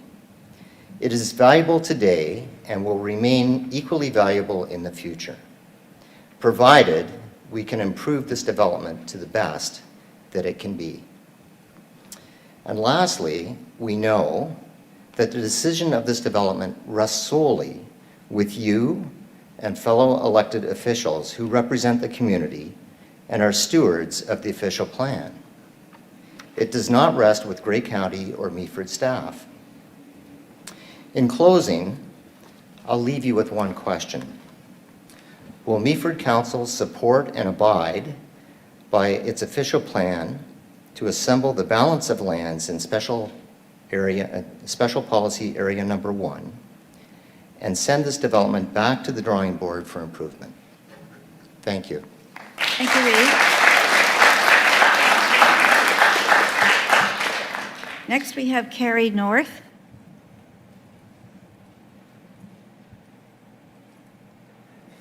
That wasn't a long wait for you, Carrie. Welcome.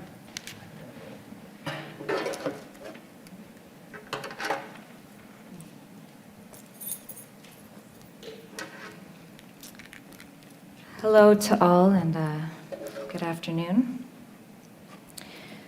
I'm going to be short and sweet. I'd just like to say a few words this afternoon about future thinking. Something that comes up often these days during discussions about the climate crisis or about all that has come to light in our country regarding the damaged relationships between settler folks and First Nations people. So much that we need to repair. In so many areas of our society, we see one generation after the other grappling to undo, mitigate, reverse if possible, and otherwise apologize for the ways that things were done by those who came before them. And it doesn't stop with the cleaning up of the Great Lakes or the revitalization of city waterfronts, the transition to green energy resources, reparations to Indigenous people, because it's a mindset that we need to put an end to. We're stuck in a mindset that it is our right, our entitlement to accrue as much wealth and domain as we can get our hands on. Take first, think later. I catch my own self in this mindset. But this is scarcity thinking, an inability to see the abundance that is all around us. And the stuff that has always gotten us into these ugly messes. It's time we learn to future think. So, future thinking, what does that mean to you? For me, it begs the question, what happens when 500 to 800 people suddenly occupy a little less than 6.5 acres of land? In what ways do those people impact the land, the air, the roadways and trail systems, the beaches and the water itself? Many people have spoken to what this looks like. What about the consumption of water and the safe removal of waste? Where's the study that assesses these impacts, all of these impacts, on both of our natural environment and our town's infrastructure, which are a mutually interdependent system? And please don't misunderstand me. I am not against more people living here and enjoying this beautiful space. But where is the future thinking? What is SkyDev's plan to protect the future of this place? Where is the vision? I see from the document submitted a plan for 9 tall buildings that essentially alienate themselves from the surrounding community. Where is the integration within that community, or the integration, where is the effort to integrate with the community? Where is the social hub, the gymnasium or multi-use space that will draw a community into this new densely populated neighborhood? Where is the investment in municipal infrastructure that will mitigate an overload to our current systems before a small or large disaster occurs? And I heard some lip service earlier in the presentation given to monies available to go into infrastructure. I'd like to hear exactly what that means.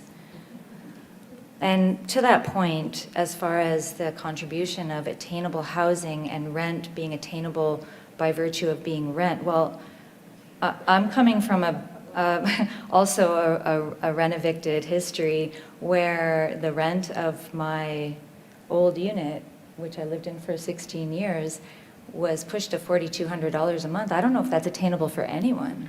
So I question that, that logic. And now I lost my place. Where's the show of good faith that SkyDev Corporation actually cares about Meaford and the futures of its residents rather than just its bottom line? Again, where is the future thinking? Because, you know, I am also new to this place and I am still mystified by its beauty and the open access we all have here to enjoy that beauty. But I know from experience all it takes are a few hasty decisions and a few poorly thought out precedents set. And then we lose what we love about this place. And so do our kids and our grandkids, and you get the idea. Thank you very much. Thank you, Carrie.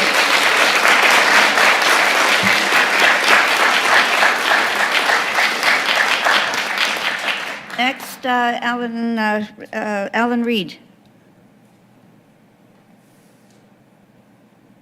Welcome, sir. My name is Alan Reed. My wife and I live on Collingwood Street. I'll be very brief. The density issue is pretty obvious. The height issue is pretty obvious. I think Carrie North's comment about what's going to happen with these 500 people, I think that's a really good point to think about. The other thing that occurred to me while the gentleman was representing the product, that if these buildings are 40 feet apart, and this room is 50 feet wide, then about where Ross sits, it's going to be straight up. So I don't know if y'all kind of paid attention from down here, that's what it looks like. But the point I want to bring up is about leadership, which some of the other speakers have brought up. You folks have a big responsibility here, like a really big responsibility here, and I don't know that we're going to forgive if the decision goes the wrong way. And I'm not a politician, and I'm not trying to do anything stupid like that, but I'm trying to say that this is an opportunity for council to show leadership. Show leadership for the Meaford that we all love and want. So it's kind of in your ballpark, and we will, as they say, we'll be watching. So thank you for the time, thank you for the opportunity, and have a pleasant evening.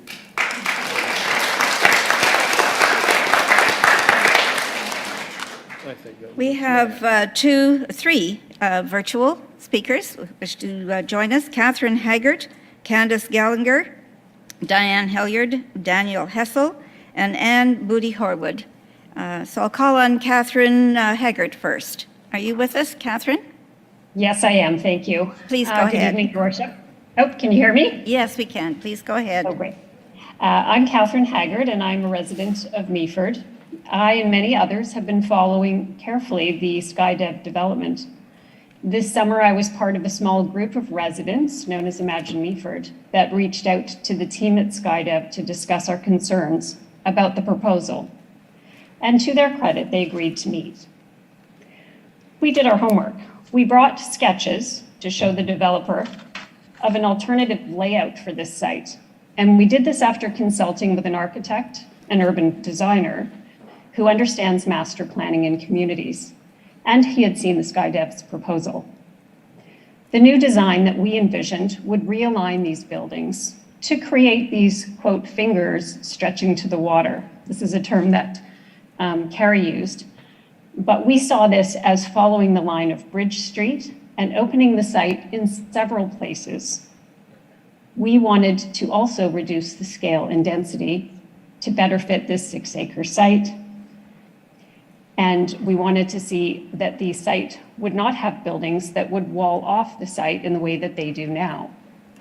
Indeed, the Fuller Street townhouses still create a wall, and they still certainly cut off the green space that we see on this plan. We reimagined this site in 3 different ways, and these are the goals that we were hoping to accomplish, or at least some of them. We don't have time to discuss everything today. The first thing was to create a pedestrian-friendly development right next to the waterfront. And the current SkyDev plan doesn't do a great job of inviting people to come into it or to give them much to do once they get on the site. The public amenity space or park space you see is very small. It's that little green triangle in the middle of the site. It's out of view behind the apartment building, behind a row of townhomes, and next to a large parking lot. Public parks should front public spaces, like public streets. In fact, it's in Meaford's official plan, which states that all public parkland have as much street frontage as possible. That's in D4431. Ideally, we envisioned the park space as being on the waterfront so that it would be accessible to all. The second thing that we asked for was to limit the surface parking. And SkyDev has moved some of the parking underground. However, there are 335 proposed spaces, and there are still 174 spaces above grade surface parking. Large surface parking lots are unsightly and they're dangerous to pedestrians. People should not have to compete with cars, crossover parking lots, site entrances, or through moving traffic to get to the water. The proposal contravenes Special Policy Area B1812E, which says the development will provide pedestrian space and access to the waterfront and will minimize the amount of space used for parking cars. 174 parking spaces on the surface isn't minimizing the parking. And if you look at the landscape plan and look at the green parts, that's the trees and grass, versus that gray beige space, that's the space meant for cars. And there's just simply too much of it dedicated to cars. The third thing that we asked for was to ensure that the architecture and building materials were thoughtful, beautifully chosen, and must fit with Meaford's waterfront location and enhance the surrounding community. We provided SkyDev with several of the images that you saw today. New purchasers, existing residents, and visitors alike would be drawn to a place that looks attractive, vibrant, and welcoming. Really good architecture matters. It's worth it. I'm dismayed that we have no idea what these buildings will actually look like today.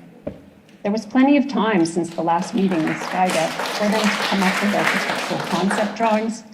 I think this is, at this point, entirely fair to ask SkyDev to provide it. We are dealing with a very sophisticated developer. They have the ability to access the necessary expertise to answer many of the questions that have been asked, and we have asked for a better plan. We have begun to make some progress, and there are some improvements from the original plan, but there is still a long way to go. Thank you. Very much, Catherine. Our next speaker is Candice Gallander. Are you with us? Yes, thank you. Yes. I'm here. Good. Please go ahead. Thanks. I would like to start by saying that I grew up in Meaford, and I recently moved back after being away for 20 years, and I have a background in architecture and design and urban planning. I agree with all of the previous comments that have been made so eloquently by the community and local residents that were able to attend today and at previous meetings. I do not feel it beneficial to reiterate these points again that we also strongly agree on. There have been a number of important and very valid points made.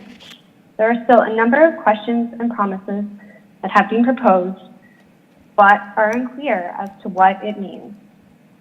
I am not even close to convinced that this development by SkyDev will positively impact our community and the town of Meaford. We, as a town, have an opportunity to do things differently, to create a space and an environment that enhances our community. By setting and following a certain set of values and guidelines that align with a responsible and ethical future vision for the local residents and outside visitors of Meaford. I would like to implore the town, mayor, the council, the residents, to think about what that might look like moving forward as we start to build this vision and a town that we can be proud of for many generations to come. Thank you so much for your time. Thank you for your comments, Candice. Our last virtual speaker registered is Diane Hilliard. Are you with us, Diane? Yes, I am. Thank you. Please go ahead. Thank you very much. Mayor Klumpus, members of council and staff, my name is Diane Hilliard, and I want to thank you for taking the time to hear your constituents today. This, as you've gathered, is an incredibly important matter for young, old, to new residents and those families with generations who've lived here. The ultimate decision on the fate of our waterfront is in your hands. Whether you, as our elected representatives, decide to work with that piece of beauty that graces those shores or block it with a wall of red bricks is indeed your decision. We all know that our planning staff can make recommendations, they can offer advice, they can even propose alternatives. I could talk about density and talk about access and talk about a lack of green space, etc., etc. But in the end, it is you that will make this choice for all of us. I know that there are many people in the room today and on the phone and on Zoom, and many more that have written to express their thoughts. I'm personally grateful for the swell of emotion and participation in this matter. The concerns they have presented today are likely no different than they were a few months ago. All factual arguments based off of our very own official plan. Hopefully, and contrary to a comment sent through a correspondence recently from our mayor, and I quote, "We look forward to hearing new comments and opinions on the matter that will add to the public input already heard on the original application," end quote. Mayor Klumpus and councillors, chances are what you will hear today smacks of repetitive begging for attention. So if you didn't hear this community last time, I sure hope you do today. Thank you.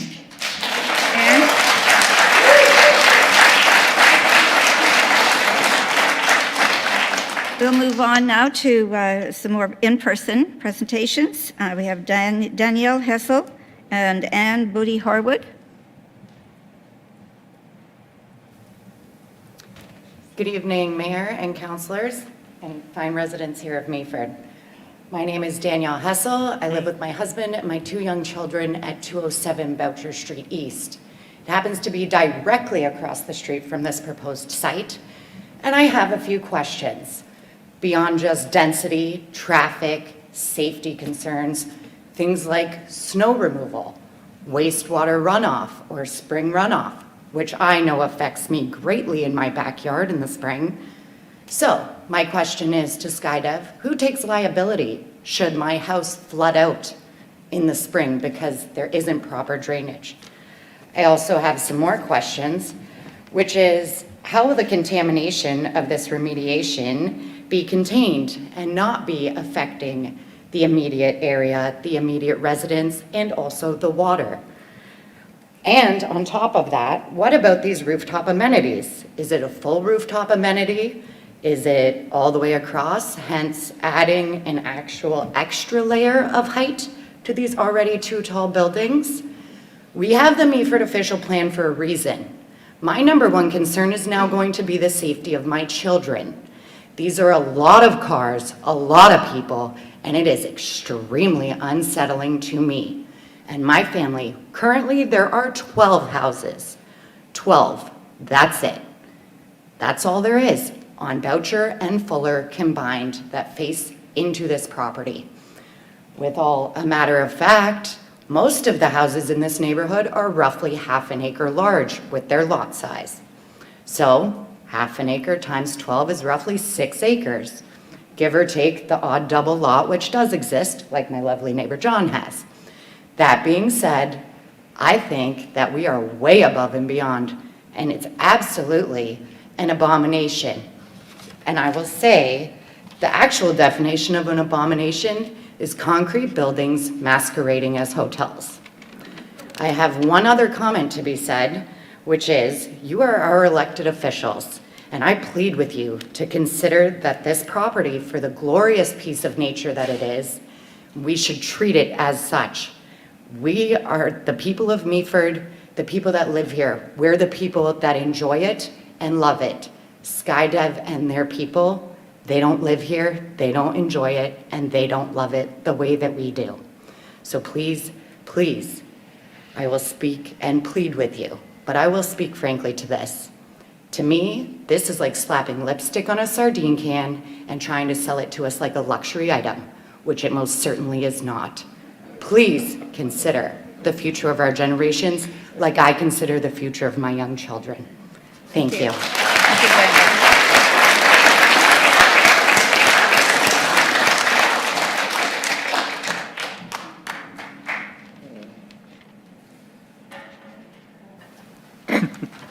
Anne, welcome. Hello. Thank you, everybody, for your patience. This has been a long and invigorating meeting. Madam Mayor, council members, planning department staff, and Mayford residents. First, I'd like to say that I'm Ann Booty. I don't live in the immediate vicinity of the proposed development, but I am one who lives over in Beachvale and one of many, many concerned residents in Mayford about this development.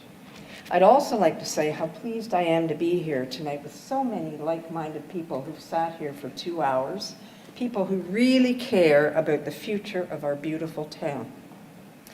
Let me also mention how very hopeful and very pleased I felt just 2 years ago On November 19th, in fact, 2019, when this council joined more than 800 other Canadian communities, passing a motion recognizing and declaring a global climate crisis. That crisis has not gone away. I very much like to thank Councillor Steve Bartley for raising the motion and for Council for passing it, because it signaled a commitment to begin tackling this challenge right here at home. It's very heartening, and I hope that you will consider these deputations in light of that very vital declaration. You know, news of this development about a year ago ignited something in our community, and I sense it's growing. It's a grassroots, community-wide interest in our future. There's a renewed spirit that is bringing people together to explore and envision or future think, as another speaker mentioned. They are connecting, talking with one another, creating ideas, and they have been doing so even in the darkest and most isolating times of COVID. Hundreds of people getting together on Zoom calls, in meetings, etc. Some are here today, others are listening in. Still others can't be here, unfortunately, because of the timing of the meeting, and they work, and they're all keen, I'm sure, to know what happens. Some come as individuals or with neighbors and friends, and others come as members of groups like Imagine Meaford. And I want to thank that group that has put in such a tremendous effort to keep us informed and aware of the planning processes and what we can do as a community to be heard. And there is Meaford Community. It started as a neighborhood group, my understanding is, in the vicinity of the proposed development, but soon grew to include many others like myself from across the community. And there is its spin-off group, suitably named 608. That group is named in honor of the 608 trees on or next to the development site. 608 trees that could be threatened. Now, we come to you today from different backgrounds and with diverse perspectives, but we offer this community so much. I've heard it already in these rooms. Talent, experience, creativity, history in the community, and most of all, compassion about the future of Meaford. This isn't a group of NIMBYs. This isn't a NIMBY issue. This is a community-wide issue. And we all share something in common. We care. The magnitude of this development has raised many concerns that you've heard of before as well as today. And it has sparked an even greater interest in meaningful public participation in shaping our future. Yes, we do care. We care about good growth, well-managed growth, growth that is aligned and in spirit with that climate crisis declaration that this council passed almost 2 years ago. With regard to this particular development, you know how most of us feel. We care about the density and aesthetics of the buildings. We care about the traffic bottlenecks and increased emissions this will cause. We care about our beautiful last piece of waterfront and keeping it accessible to everyone. We care about buildings, not trees, buildings blocking out sunlight in the quiet heritage neighborhood. And we care about those 608 trees, trees that could be threatened, trees like all trees keep us alive. Quite frankly, the community interest and community interest and desire for much more inspiring and responsible development has truly inspired me. So much so, I wrote a piece I would like to read to you today. It's a poem that speaks for that forest of 608 trees and all forests that all of us should be working to protect. It is called simply 608. Please listen to them. They are calling us. We're standing tall, some old, others mighty, still others sweeping, dancing in moonbeams. Young saplings too, growing, stretching into sunshine and life.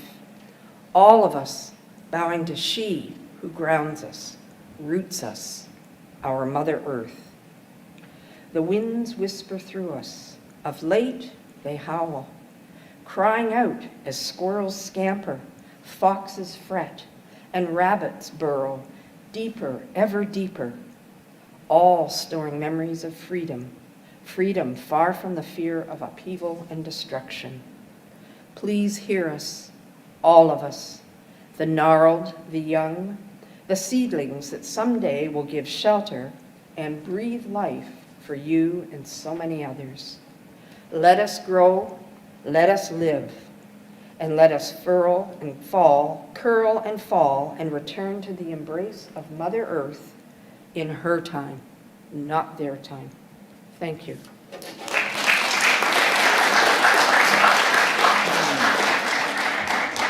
We have another group of 5 that will be speaking in person.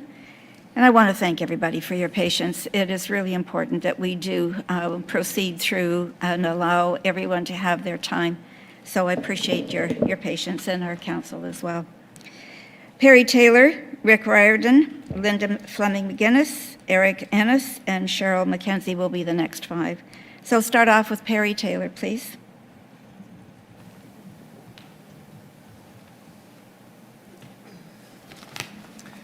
Good afternoon, Your Worship, Council, SkyDev representatives, and fellow residents. My name is Perry Taylor, and while I could speak to you about the density, lack of parking, and traffic issues that will inevitably take place if SkyDev gets approval for this second rendition, I want to talk about our official plan as it relates to this development. Our current OP lists 6 guiding principles for the Special Policy Area Number 1. The first one is, and I quote, and I'm sorry to be repeating, the lands will be planned and redeveloped in their entirety as opposed to being developed in an ad hoc or piecemeal basis, end quote, which is what is happening here, a development on 1/3 of the total parcel. Do we have a vision that ties all the lands together? Can we see how the SkyDev proposal will fit within a plan for the entire Special Policy Area Number 1? This seems important at this juncture while planning is still a discussion and not a done deal. Of course I want to see new development, but giving the majority of that site up to such densification is being very short-sighted. And without any renderings or notes on what type of buildings are to be constructed, color, material, architectural style, how can you make an informed decision on what is just a basic floor plan? Those waterfront lands are special for a reason, and not planning for all of it leaves the municipality in a less than strong position when the next developer comes knocking. Once you develop the land for total residential use, the hotel is still a dream at this point, it will never again be available for complete access, but rather a trail or pathway with little public parkland or reason to draw people there. When the waterfront is gone, it's gone. And speaking of waterfront, the access to that is perfunctory at best. One path to the water does not a usable waterfront make. It does not engage or invite the public in any way.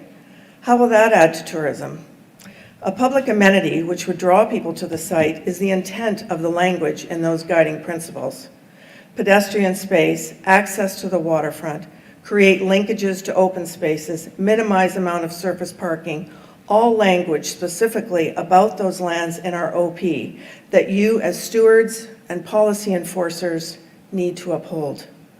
And while I cannot say definitively that economic growth is a given if you create a waterfront that engages and draws people to it, I do know from speaking to a councillor from Oakville that the redevelopment of their public waterfront has, in his words, without a doubt, dramatically increased tourism and visitations to the waterfront park. He says, I can assure you it is 500% more visitation to the waterfront and more dollars spent in town.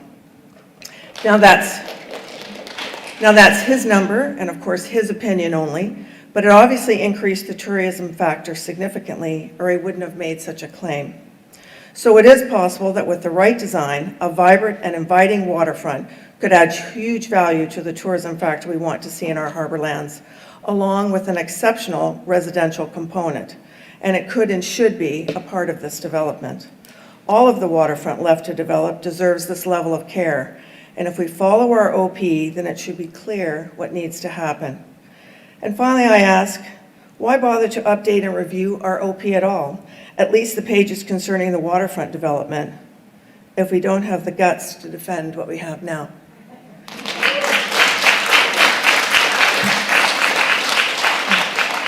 Be stewards of those lands, because it will be your legacy. Thank you. Next up is Rick Riordan.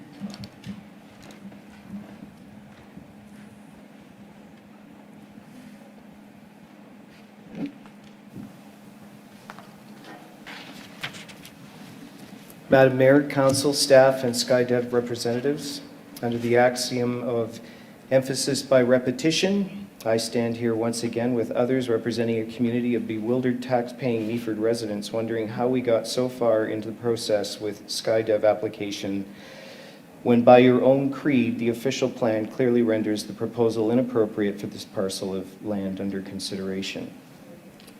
I wonder if those who serve on our council have invested the time studying the OP as many of us have over these past several months. Back in May, SkyDev said they heard the community and that they would go back to the drawing board in response. Their efforts at the drawing board indicate that while they heard, they weren't really listening. I would preface that much of the public pushback on this proposal you have received to date is not based solely on an individual's opinion or comments or personal perspective as characterized by some members of council, but rather on your own guidelines. Vision and passion for what Meaford could be has encouraged many residents to take time out of their very busy lives to understand our official plan and the SkyDev proposal because they care about where they live.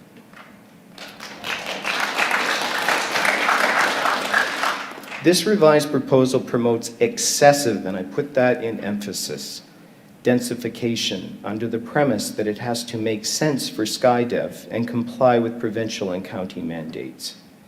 Even with the modifications, it is still well beyond the prescribed minimum by nearly 3 times. This is at the root of all of our concerns expressed to date.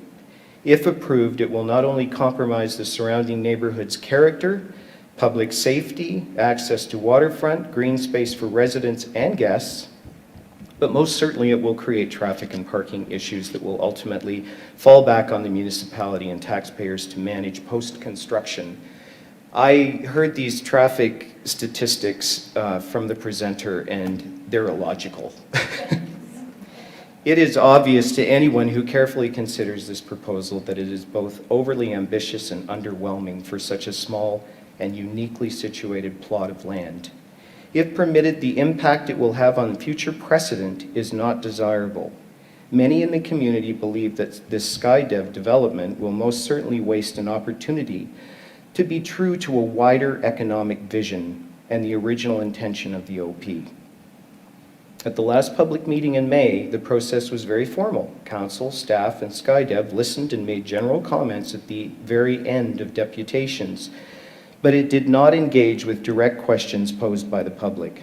In my experience, this closed-door approach does not provide the transparency or necessary debate for problem solving or coming to the best-case scenario for all parties impacted by the outcome of this development.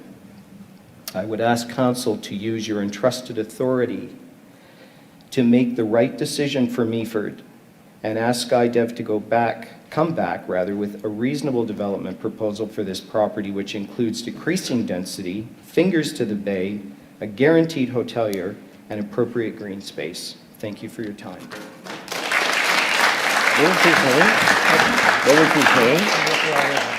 And Linda McInnes is our next speaker.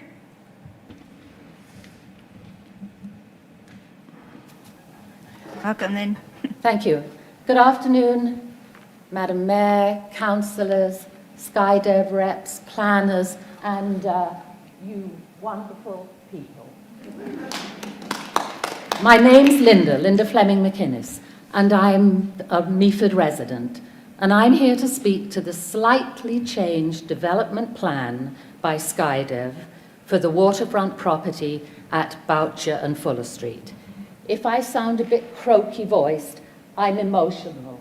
I'm darned emotional.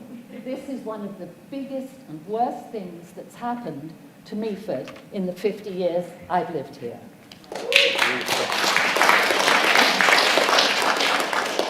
Of all the many inadequacies in this plan, I wish to only address the effect of increased traffic from this dense development on our town, our community.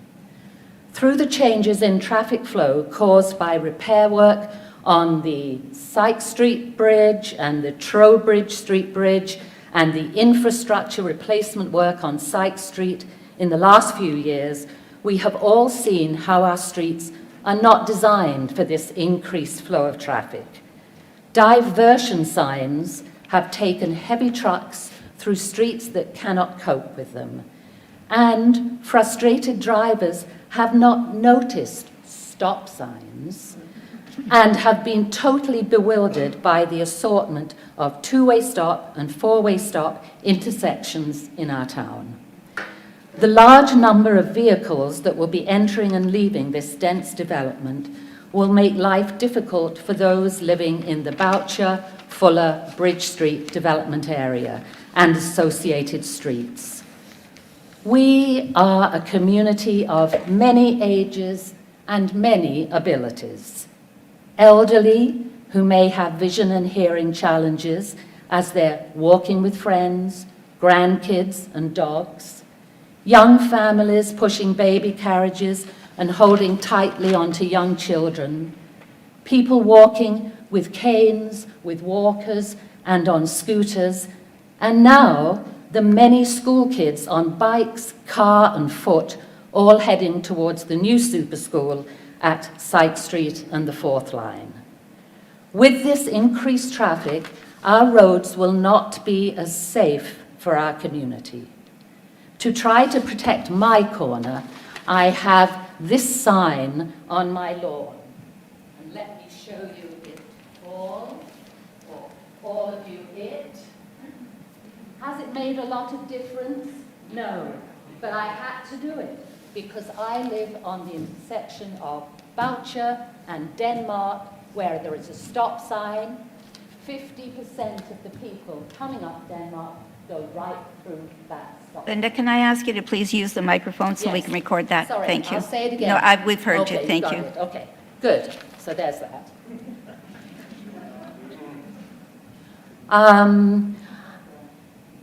From thinking of how traffic will attain this development, from the east and south, they'll come down St. Vincent Street and across on either Boucher Street or Bridge Street. From the west, they'll come down Trowbridge, over the bridge and along Bridge Street, or east on Boucher and down to the site. All of these routes take increased traffic through small roads, many of which have only one sidewalk. It won't be pretty. Off-street parking will also cause disruption, and where will these vehicles go from November the 15th to April the 1st, when our snow plows are tidying up the snow for us? To close, at this time of the COP26 climate change conference in Glasgow, Scotland, we should be thinking of how we want to live and where we want to live. Not only humans will be affected by this dense development. Wildlife at this property will be uprooted. Skydev, you need to sharpen your pencil yet again. Thank you.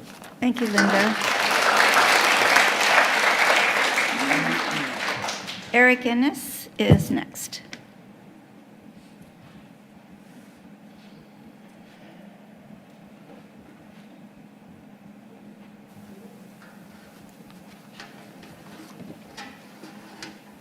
Hello, everyone. So my name is Eric Ennis. I'm a resident from Annan. I'm relatively new to the community, but I've been involved in goings-on here my whole life. My grandmother's lived in town since I was born, so I've been visiting for a long time, and I've decided to make Meaford my home.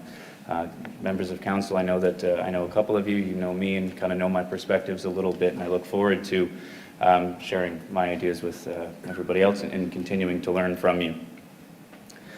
Before I start, I just kind of want to touch on a couple ideas that I heard coming up tonight. Just thinking about this idea of a 4-story walk-up. I mean, I don't know about the rest of you. I would say that I'm young and healthy and have a good back, but the stairs tonight, you know, kind of put me out of breath. I don't know who's going to be wanting to walk up 4 stories every day just to go down to the kitchen in the morning or go get dressed. Offering bikes, bike storage, I think is a great idea, but touting it as a solution to transportation does not work in the snow. So unless they have winter tires for bikes, don't think that's going to go well. Also, thinking of traffic planning, I don't think 7 years is enough. I mean, if you look at 7 years in the future, are we really accounting for oil shortages and changes like that? Look at the gas prices in the last couple of months. New pandemic, new gas problems. I mean, what's going to happen? How do these people get groceries?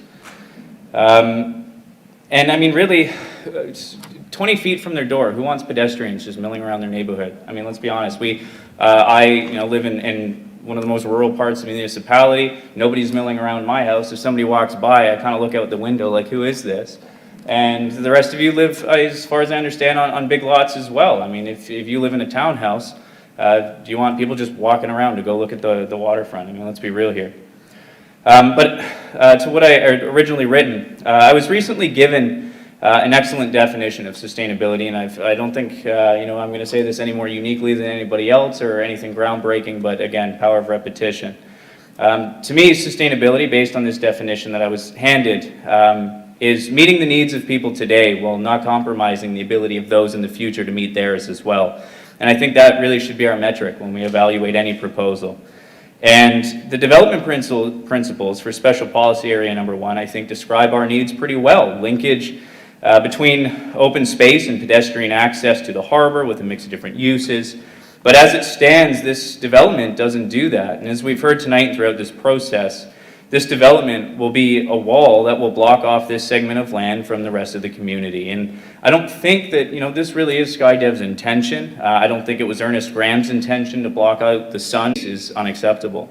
But Meaford needs growth. And, we might be fulfilling that need right now as we try to welcome more people in. But density in this location will do more to compromise our potential than it will to enable it going forward. And this location requires reliance on cars, as I already stated, and that violates major principles that underlie Special Policy Area Number 1 and the county's rationale for increasing density. Mr. Taylor said earlier tonight that this is, you could walk to the center of town, but are you going to do that on a day-to-day basis? Is that going to supplement your reliance on a car? No, it's not. And this is our last opportunity to create something special with our greatest asset, and I don't think that this is something special. On their website, SkyDev touts the SkyDev difference. They say that high-efficiency appliances, solar panels, bike storage, good materials, and it just kind of feels like they're seeking credit for something that I feel is something that you're supposed to do as a builder.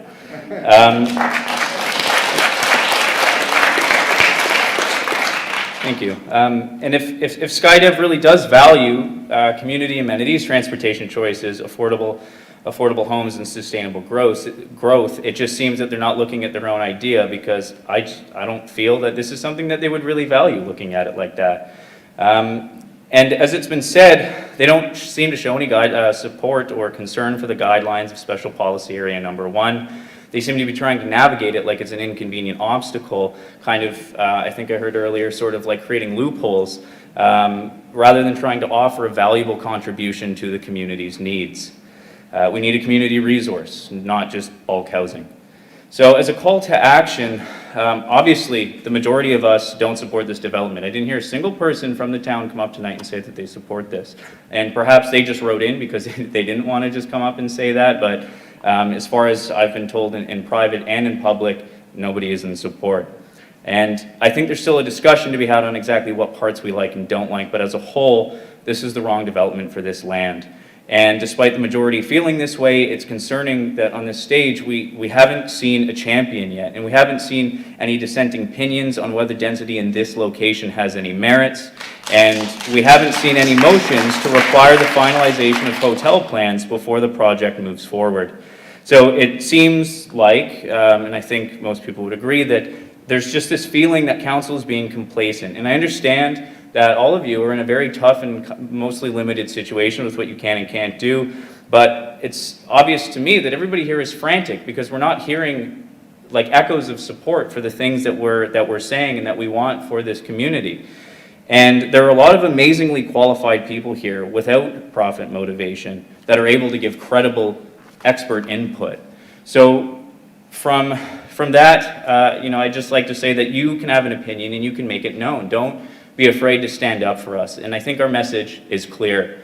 This land should be shared and enjoyed by all. We find it unacceptable to ignore our official plan and exploit our natural resources. And we want a proposal that maximizes enjoyment of this land now and into the future for Meaford and for those involved in making this happen for us. Thank you.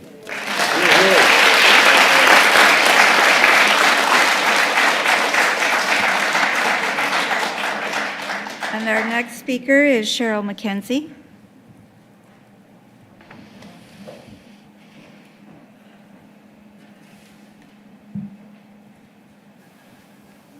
And that's a tough act to follow. I don't have to say a lot, except I do have some ideas that I would like to share. I live right next to Lynn, and I can vouch for the traffic that happened when the bridge was being restored. It was a nightmare. And no stop signs, anything is going to decrease the amount of traffic that comes down if development takes place. And there was an accident at the Georgian Trail at one point too. A cyclist was hit. So, we don't need more traffic. So normally I'm not against development, and I'm going to read because my mind goes like this and this, and we'll get into different discussions. And we don't have to discuss the impact of the density, the appalling lack of green space, the traffic nightmare, the apartments, the townhomes, the rentals, and the hotel that are being crammed into our small waterfront green space. To me, it's like dropping a small Toronto suburb into our town. It's crazy. Now, when I was doing some reading, I had read that Skydev and, correct me, the municipality, kind of say, a hotel is essential in order to bring tourists and business to Meaford. Okay? I'm totally against the hotel. I don't care about the hotelier, to be honest. Okay? Just for the record, okay, I'm actually new in Meaford. I originally came from Winnipeg, moved to Mississauga, Collingwood. Small town is where it's at. I moved here, and I'm so happy here. But for the record, we have at least 3 great motels with a good number of units. We also have a new boutique hotels that will welcome visitors. By endorsing a hotel, basically we're saying you're not good enough even though you've been welcoming people for years. Are we going to put them out of business with a hotel just because it's on the waterfront? These are people who have been in our community for years and servicing visitors with a smile. I think Council and Skydev have chosen to also overlook what makes Meaford one of the 10 best small towns to visit, according to Destination Ontario. In Meaford, it will never be a hotel that brings tourists and businesses. It's the people.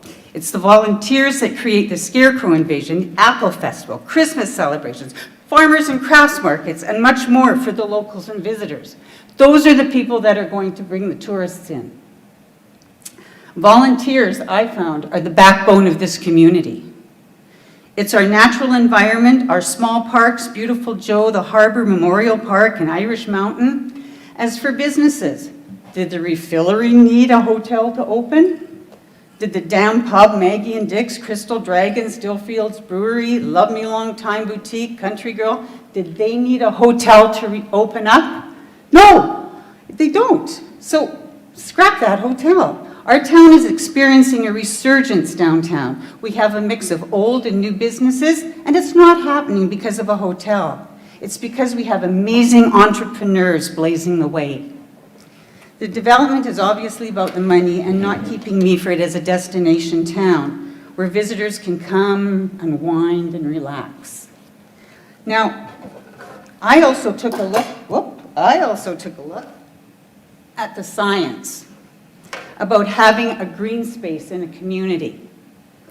There have been over 1,000 studies and more coming that found that green spaces bring communities together. They also say being in nature improves physical conditions like hypertension, cardiac illness, and chronic pain. And it has been proven that green spaces help individuals with emotional stress and mental health disorders. And that's a hot one in our community. So we need a green space. We don't need huge development. Now, you may or may not, councillors, want to read my little pamphlet, but I did something on how does nature impact on our well-being. So, would you like it or would you use it for toilet paper? Would you like it? Certainly. Okay. Sure thing. You'll just give it to our clerk here, and then she'll distribute it. We'll get it? Certainly. Well,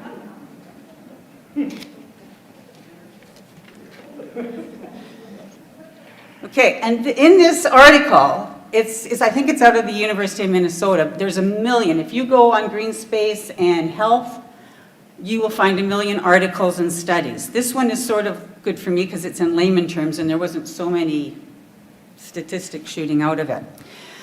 I also feel developing more green space is vitally important as COVID and climate change has altered our lives and will continue to do so. If you like reading, I suggest you read The Nature Fix by Florence Williams on why nature makes us happier, healthier, and more creative. So how do we move forward? We change the plans. There are Canadian grants that help communities develop green spaces. We have local organizations and people who would happily volunteer their time. If Skydev and the municipality really need something to build, make it something cutting edge. A wellness or spa center, one level, integrated into a welcoming green space that could serve multiple functions in the community, fully accessible for people with physical disabilities. A final thought, I know you want me to quit. When the vote is held, I think there has to be transparency. I'd like to know who votes for what and why in a public forum, because this is obviously one of the biggest deals that's come to Meaford in a long time.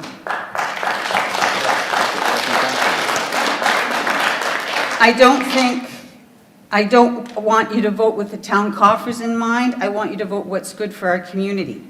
Let's not sit back and accept what's proposed by Skydev. It may not affect where you live now, but if you think of your friends, your family, and your neighbors who do live there, think about how you will never be able to enjoy the waterfront to the extent we do now.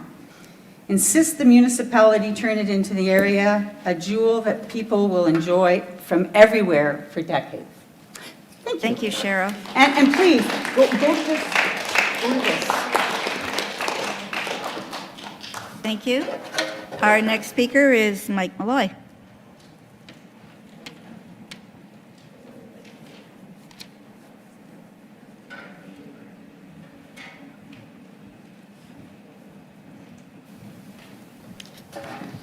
So, Madam Mayor, members of council, thanks for the opportunity to speak to you this afternoon.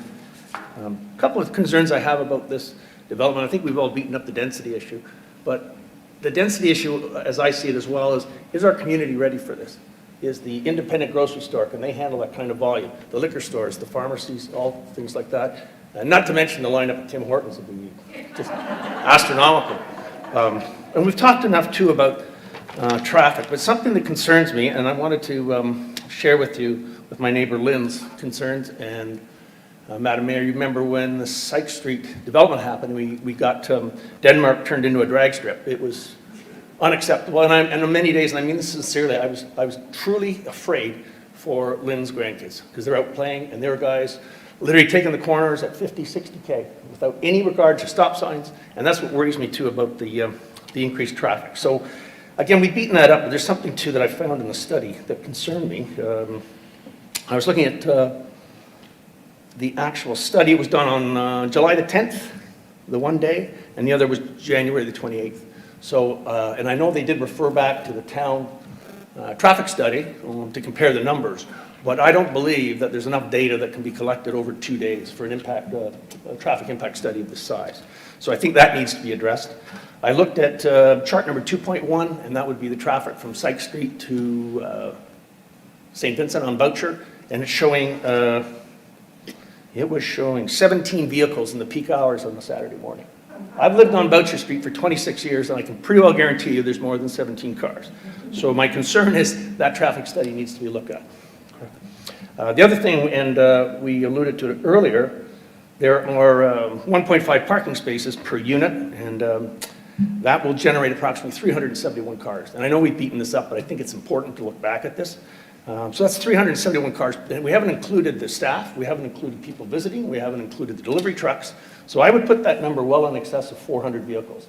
So if you just take a real quick scan in our little neighborhood, that would encompass about, I'm going to say, 8 to 10 blocks, all concentrated in that one thing. And that's what worries me.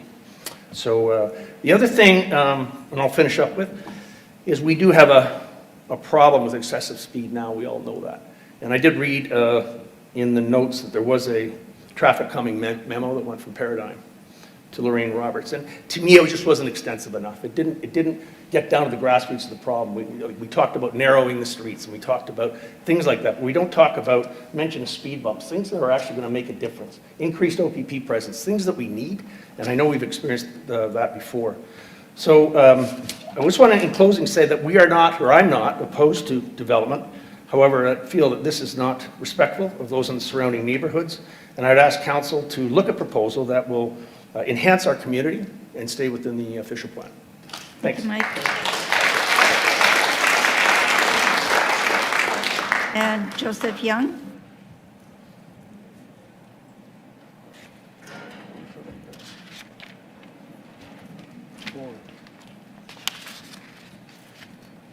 Joseph.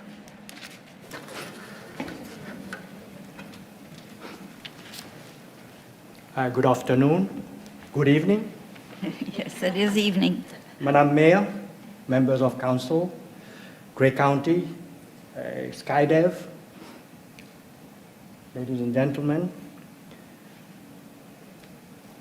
Just think back, close your eyes for a minute.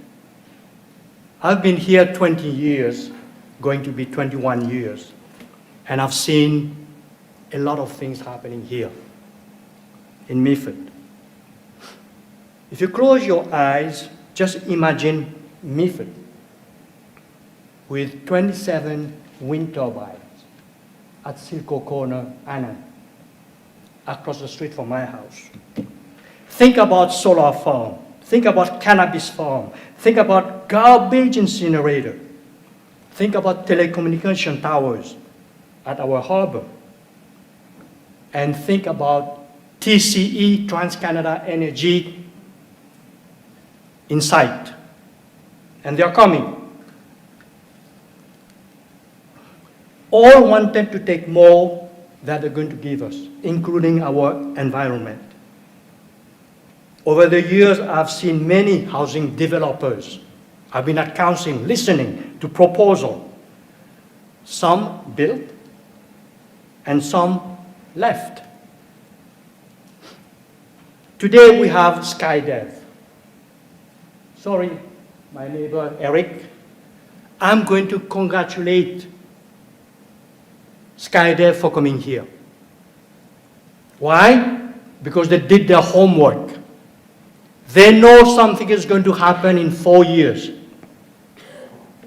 So, I'm going to read what I wrote.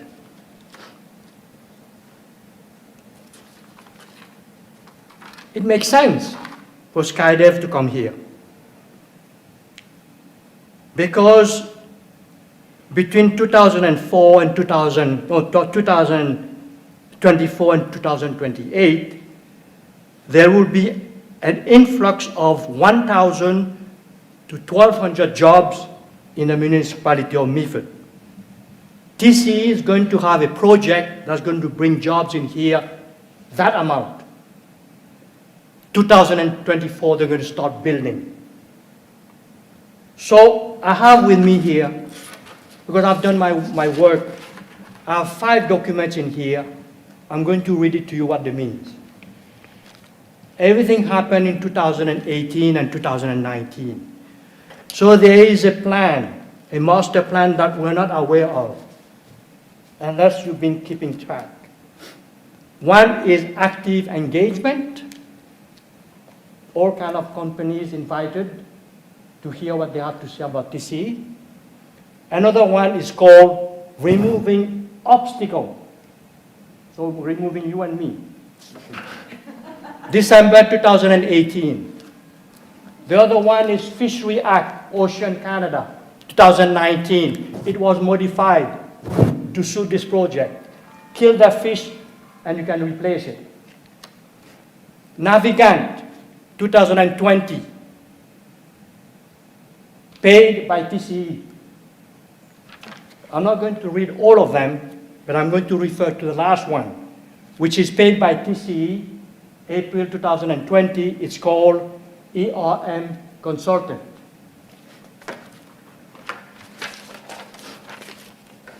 So it makes sense for SkyDev to come here, because right in this document it says that TCE has to approach 3 counties, Gray, Bruce, and Simcoe, telling them that we are coming, get ready. So interviews were given to stakeholders. It's called regional study area, and those 3 areas I told you about, because the services, including accommodation, is going to overspill. It's going to go outside Meaford on top of that. That means Collingwood, Owen Sound, surrounded areas. So they have interviewed elected members of council of all municipalities, including employees, CEOs, and managers, real estate accommodation, and operators. So this is where I have to congratulate SkyDev for coming here, because there would be a demand for accommodation. Here, they're not coming here for nothing, they're coming here for profit. Makes sense. I'll be doing the same if I was SkyDev, but I'm not.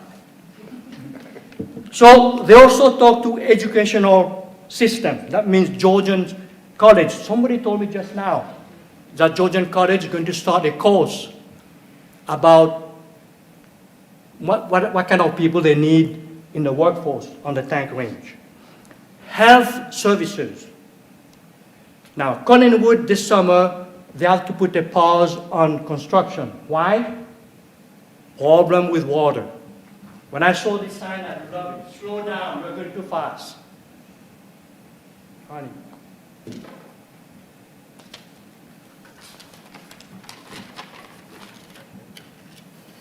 Already, due to rapid expansion, Collingwood has put a pause. I just told you that. Now, SkyDev proposal is ambitious. 2.5 acres, over 200 units, accommodation, hotels, spa, you name it. It's going to be a legacy. Now, concern are traffic, mentioned already, density, hotel, guests, access to public parking, and also the waterfront. This summer, I had invited the chief of Chippewa, Newash, and Cedar First Nation to come and see the surrounding area of the tank range where they're going to build that project. He noticed private beach, private road. And you know how they feel about that? They say, no, it's for everybody to use. So I had to explain to him, I said, the reason they put private road is that it's not municipality. Municipality that doesn't maintain the road, the cottagers, people that collect money and they clean the road. And he said to me, oh, I see. So the bottom line is that SkyDev is asking you to, you work hard for an official plan, for a vision for our municipality. But SkyDev want you to modify it, change it, because they were not in your plan, same like TCE. So what we need a willing host. How do we do that? You consult the people. What you are doing here today is beautiful. If I was in other countries, maybe at night they'll come and take me away. In here, I have the freedom, I can do that. When Mr. John Vale in 1829 paddled from Port Hope to Vale Point alone, he mingled with indigenous people and he made friends. There were no cowboys and Indians. 3 years later, he went back to get his family and settled on the tank range called Vale Point. The reason I mention this because a previous mentioned that archaeological, you have to do this, you have to do an inventory. That means there's proof that this land here was, indigenous people were here. So that's all I have to say. And good luck. You have to take the decision, not me. Thank you, Joseph.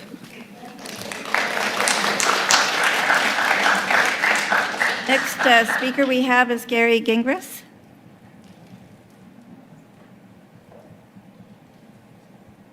I don't see him. All right, we'll move on to John Earl. And I don't see John Earl either. Yeah, Oh, there he he is, is. sorry. Sorry. Welcome.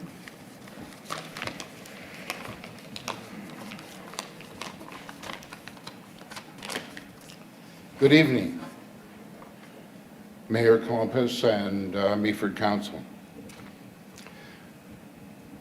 My objective here is to have the shortest deputation so far. My name is John Earl, and I own property at 199 Boucher Street East, which is directly across from the subject property of the Stanley Knights property. Please be advised that I wish to register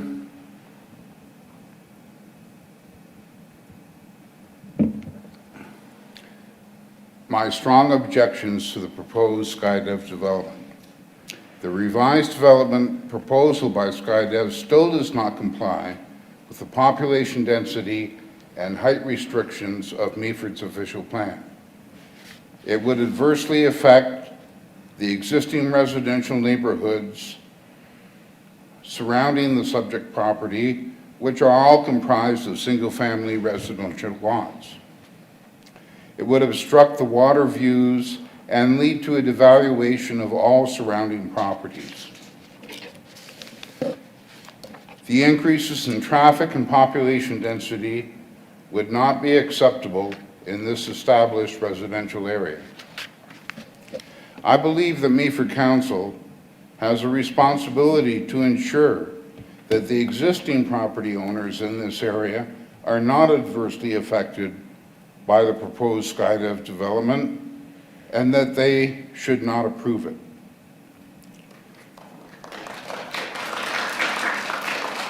So here's the vision part.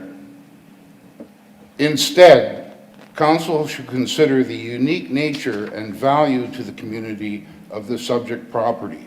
It is the largest vacant waterfront property remaining and available in the town of Meaford. We should follow the example of many other urban municipalities in the Georgian Bay area and seek to acquire municipal ownership of this valuable asset.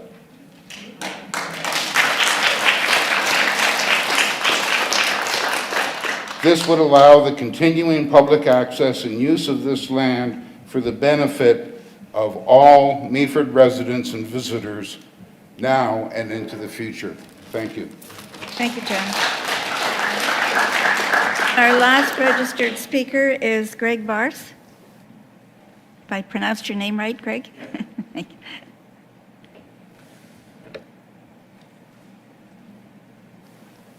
Welcome. Good evening, Please go ahead. everyone. My name is Greg Barch, and I'm living at 217 Boucher Street. It's the last house on the, so it's across the development. Few things. I'm new to the town, and I came to the town because of the beauty, okay? I live in many countries. I live in many cities, big, small, and I choose Meaford because of the beauty as a really nice city. First question to the developer. The architect and the designer, it was even once in the Meaford? Did he saw the Meaford? Because whatever the plan I see it, it's like taking the piece of ugly Mississauga or ugly Brampton and just plant it right in the best part of the Meaford. That's what it is. Because that triangle, that land is the best what the city have it, okay? And it's not gonna have it anymore because you cannot create it any more land. All cities around the world, what they're doing, they redeveloping the front lakeshore. They changing industry, moving away, not building up. That's what we want to do here. We're just gonna close it, build it up, and that's it, okay? So I don't like it really much. The second thing, Meaford actually doesn't have it too much front line access. Highway 26, it's a little bit short, the rest is a private. River here, you don't have it because it's from one side private, from the another private. Marina, it's private. So this is the last part which left accessible or which you can build something for the future generations to come, like the downtown Meaford. When you drive to the downtown Meaford, you see beautiful buildings, okay? Like the Stedmans. If you see the details of that bricklayers, you know, most people, they don't pay attention, but that's what the tourists bring it back, you know, like to see it, that parts, not the new glass buildings, because nobody cares. You see everywhere, okay? That's my things. The another things, it's way, way too big. Of course, everybody said the traffic, everybody knows. The rental unit, it's supposed to be affordable or for more people. I don't believe it. What it's gonna be? It's gonna be a short-term rental units, Airbnb. Because nobody today, no developer, no investor building a rental units because it's not profitable, okay?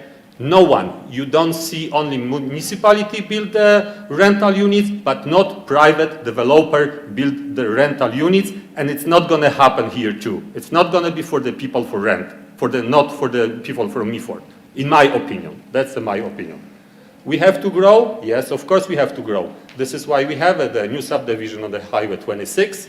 Another subdivision is coming, a few townhouses in the middle, maybe the condominium on the river. So the city will grow, and the city, people in the city will need the space to be somewhere, to go somewhere.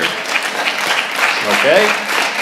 So my proposition is, because you have to decide it, there is a minimum 20 unit pay per acre to build.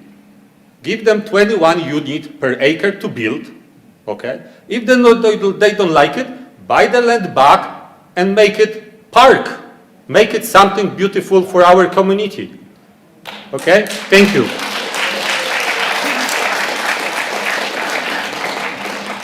All right, that brings us to the end of our registered speakers. I will ask if there is anybody within the audience who has not registered, at the risk of keeping us all a little bit longer. We do want to make this available. I'm not seeing anybody. And so I will ask council if there are any points of clarification that council wishes to inquire about, and we'll go from there. Councillor Kentner? Points of clarification on... Yes, okay, thank you, Your please Worship. go ahead. And through you, is it possible to ask a question of the audience? It's For possible clarification. that will be... That For clarification. Because I have a question, and it's simply, did the people speaking today, did you receive answers after the May 17th public meeting? Because many questions were asked, and I am going on the assumption that you received answers, whether by mail or email. I do not know. I'm going to interrupt here and Okay, say fine, that the process is that all of this information, all of the questions have been recorded, and the information will be reviewed by our staff, both our county staff and our municipal staff. There will be further clarification sought from the developers and an opportunity to respond to that, and all of that will be contained in the staff report that will come before council for further clarification. So... Can I ask a question of the developers? Pardon? No, I'm sorry, that's over now. Councillor Vickers, you had a question? I have a couple questions on whether, and basically they're for Rob. So I'd like some clarification on Mrs. Rose Rossetti.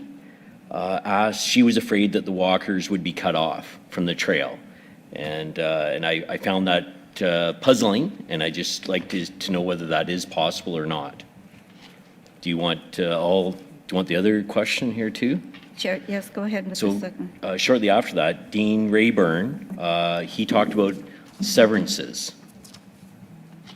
And I didn't quite understand what he was meaning or where he was trying to get at, but it sounded like SkyDev could sever the places afterwards and maybe sell the apartment building off, I think is what I took it at.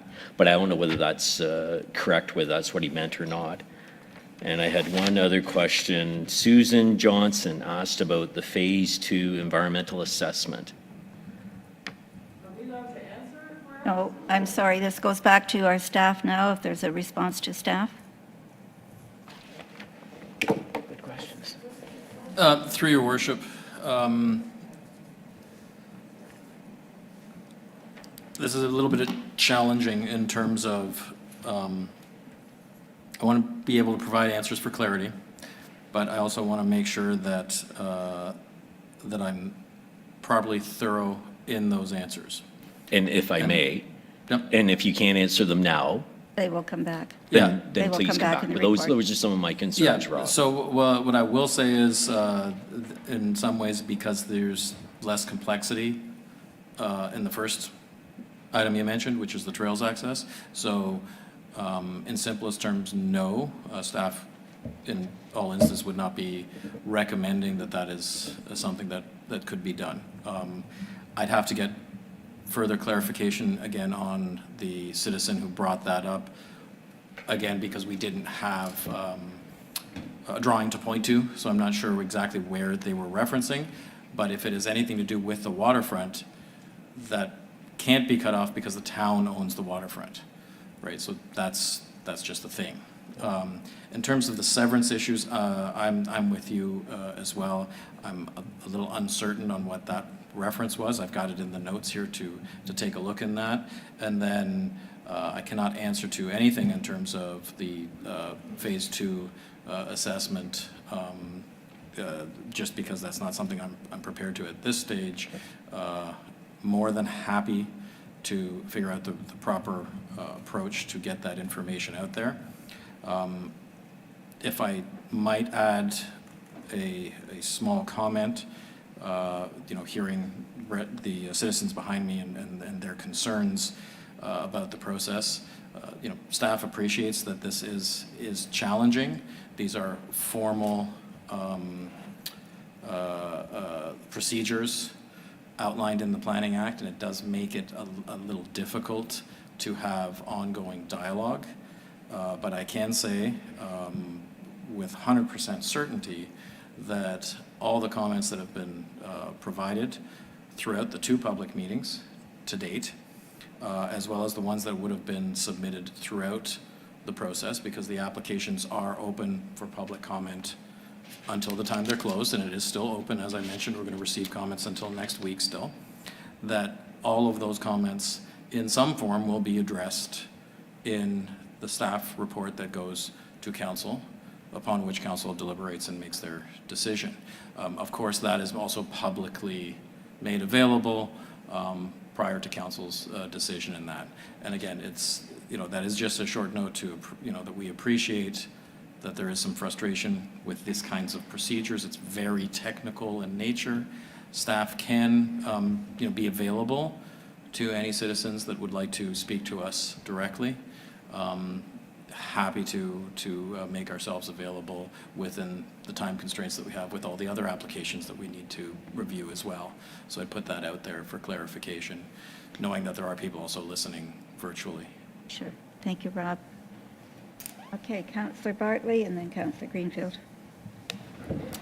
Thank you, Madam Mayor. I guess to you, Rob. I've been going through the official plan and the waterfront master plan, and then you push in the planning justification report. And not that it matters a whole lot, but Area 1 and Area 2 are opposite in the waterfront master plan than the official plan. And I'm trying to get everything straight in my mind. And my notes before this meeting started was the same as the 30 people that just spoke. But could I get a new map of exactly where the areas are? Because the two plans that we have contradict each other. And I just need that for myself. Thank you. Through your worship, yeah, we'll make the most current mapping available to all of council. And I will say, just for the record, I'm on day 22 here, so I'm still getting up to speed on the mapping. So I'm definitely more than happy to explore the issues that you may see with that. And of course, that will be, we'll get you the most up-to-date information possible. Thank you, Rob, and welcome to Meaford. And Councillor Greenfield. Thank you, Your Worship, and first of all, thanks to everyone. Thank you very much for your contribution today. I've made 11 pages of notes here over the last 3 hours, and I've got about half a dozen questions, but I wondered if I could direct one to Chris Pidgeon, if I may.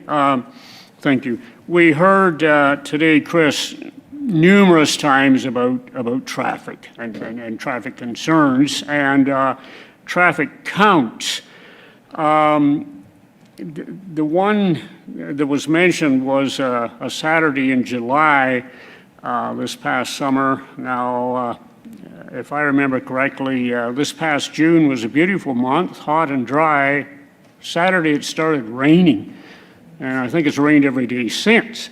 I'm not sure one Saturday in July, with COVID still very much upon us, is anywhere adequate to reflect a traffic count. So could we get your assurance this evening that there will be more traffic counts taken? I know we're going into the winter season, but as I mentioned, I don't think, and I get the indication a lot of people don't think there have been enough traffic studies done as far as traffic volumes and where they're going, where they're stopping, where they're not stopping. So we really need more info concerning traffic. Thank you. Thank you for that. And I'm sure we'll have some answers now, if not in our report. Councillor Kentner, one more question from you. Thank you, and through you, Your Worship, if I could, a question to Ms. LaMarche.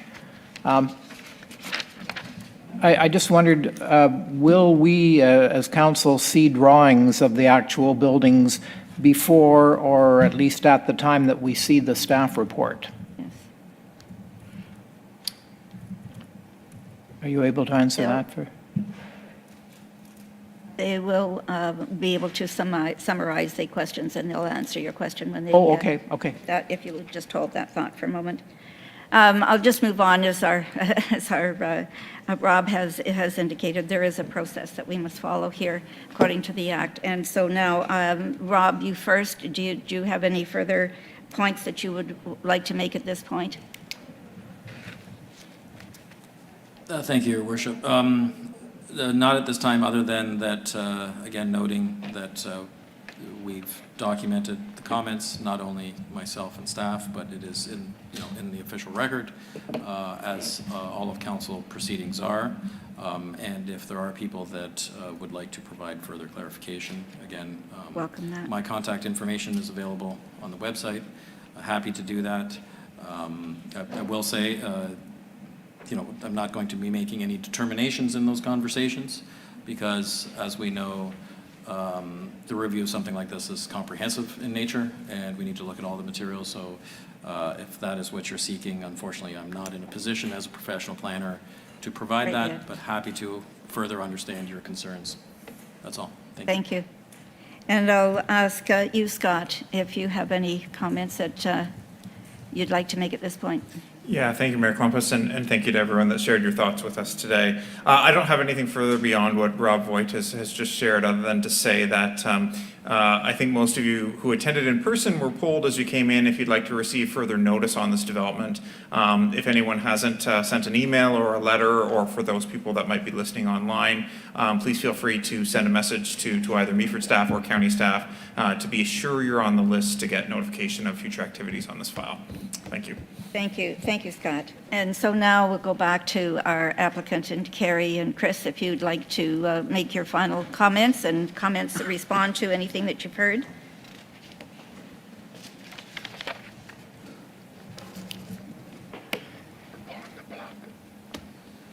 Thank you, Mayor and Council and residents. It's been a long day. Just with regard to the traffic, so I think I brought a copy of the traffic report. It's about 1.5 inches thick, so highly technical report. I'm not an engineer. I'm not a transportation engineer. I don't fully understand the modeling. I've got a good general sense of how traffic studies have been done. I've been doing them for over 30 years. The traffic study does predict they call it level of service, A, B, C, D, and E, level of service. And I think what we could do in these unusual times of not having realistic traffic volumes pre-pandemic, I think what we could do is we could determine for each of the intersections, based on the information we have, so that's 2019, 2020, and then the one day in summer, perhaps raining in 2021. I think we could do is determine the capacity in each of the intersections. So in other words, these are the traffic volumes that we experienced. What is the capacity? So if we doubled the traffic, for example, does it create an issue? Because otherwise, I don't see us being able to properly collect traffic volumes. Here we are in the middle of November, which is not high season for traffic, obviously, in the municipality of Meaford. So let us think about it. We'll come back to, through Rob, we'll come back with some additional information about traffic. I don't think there was a resident who spoke today who didn't identify that as an issue. So we understand it's a significant issue. Thank you. Thank you, Chris. And Carrie, over to you. Certainly nice to take that off. I really appreciate, as much as it's, a long day, thank you for, coming forward. The passion you feel for your community is one of the great things that makes it great. So it's so nice to see the engagement, for sure. I think to start with some of the comments, we will work with Rob around the intent on severances and the Phase 2 assessment. The severance is really for the hotelier. Most of them like to own their own property, but we'll get that through Rob so everyone can get that response back. We are continuing discussions with the hotelier. We think that they make the project that much better, but we really need the zoning in place to be able to move forward with them. They require greater certainty in all of our conversations in order for us to really partner with them and start working on elevations and a site plan with them engaged. And so for us, we're actively trying, and we really need the zoning to do that. On the elevations, certainly I think that is a longer process that I want to undertake with the planning department to make sure that we get it right. And so from our perspective, we didn't include them today because we want to make sure that we get the rest of it right, and then we can move forward with the time and care required around the elevations to ensure that we have the right design for Meaford. And so from my perspective, I would, we can absolutely work through staff around the level of detail that's needed, but I think that we want to make sure that through the site plan process, we include, all of the details around the project at that stage. A lot was raised here, and we have our detailed notes. We will confer back with planning staff to ensure that we get them any answers back through to you all as required. We've made significant amendments to the plan, reduced the density, and ensured that it allows for this area to be developed in a way that is compliant with the OP, and made sure that we increased the views, the pedestrian connectivity, as well as the open space on the plan, because we heard those as significant comments. I'm hearing today that it's not enough. But from our perspective, we did listen and genuinely care and want to improve this plan, and we think that we've achieved that with the amendments that we've made because of the pedestrian connectivity, view corridors, open space, etc. We've updated all the studies, and we'll get some more information back to you on the traffic, because we agree it's important we get that right, and we want to make sure that the studies that we have been completed accurately reflect the reality. The brownfield redevelopment of this property allows us to achieve the tourism and housing needs of the community without taking up valuable agricultural land. The waterfront will be retained by Meaford along with the trees that are along that waterfront area. And we think that this is a good way to grow where you are redeveloping a former industrial property. We look forward to working with the municipality and its residents as we move forward to ensure that we can bring this to a life and reinvigorate this hub back to what it once was.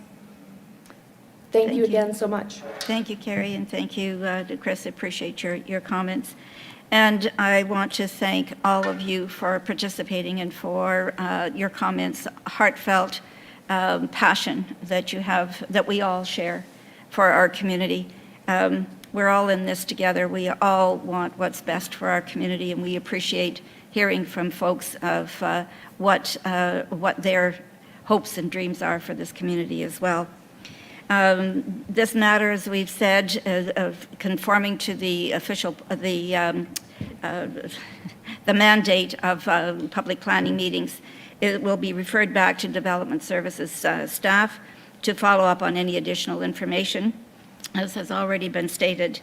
And once staff are satisfied that they have all of the information necessary to provide a recommendation on the applications, a detailed planning report will then come back to council and to assist us in our decision-making. And at that time, again, welcome the public to attend the meeting, the council meeting that this report will be presented at, and council will have their opportunity to discuss what we've heard, what our staff have prepared for us in terms of a recommendation, taking into account all of the comments and information that you folks have provided to us through that staff report. I just have to assure you, I know I have read every letter that I've got. I would guarantee that all of our council members have done the same. We will reread them again, of course, because they'll all be contained in the staff report that comes before council. But I just want to make sure everyone is aware, this report will evaluate how the proposal does or does not satisfy the provincial, county, and municipal policies, including our official plans. That must be considered as part of Council's decision. It will also explore the various public and agency comments received regarding the application, noting those tools which may be applied in order to address concerns that have been raised here tonight and in previous public meeting, and to mitigate the potential impacts on our nearby properties.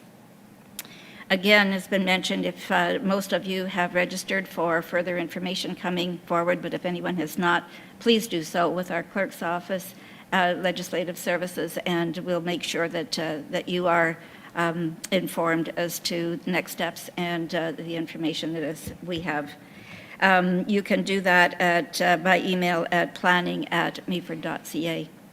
And with that, it's been a long day. Thank you all again. I'm sorry, Councillor Bell, final comment. Madam Mayor, may I pay a compliment? Please. Well, thank you, Madam Mayor. I just want to say how very respectful you all have been in a very important meeting. And your passion does not go unnoticed, but I do want to thank you that you have articulated your points of view very well, and that you have told us with conviction. And I want to thank you that as you were speaking, you were very respectful to this council, you were respectful to those that have prepared this proposal, and you mentioned many times thank you to the planning staff, and that's really appreciated, folks. And you're really important to how we make a decision. And as far as I'm concerned, you were great.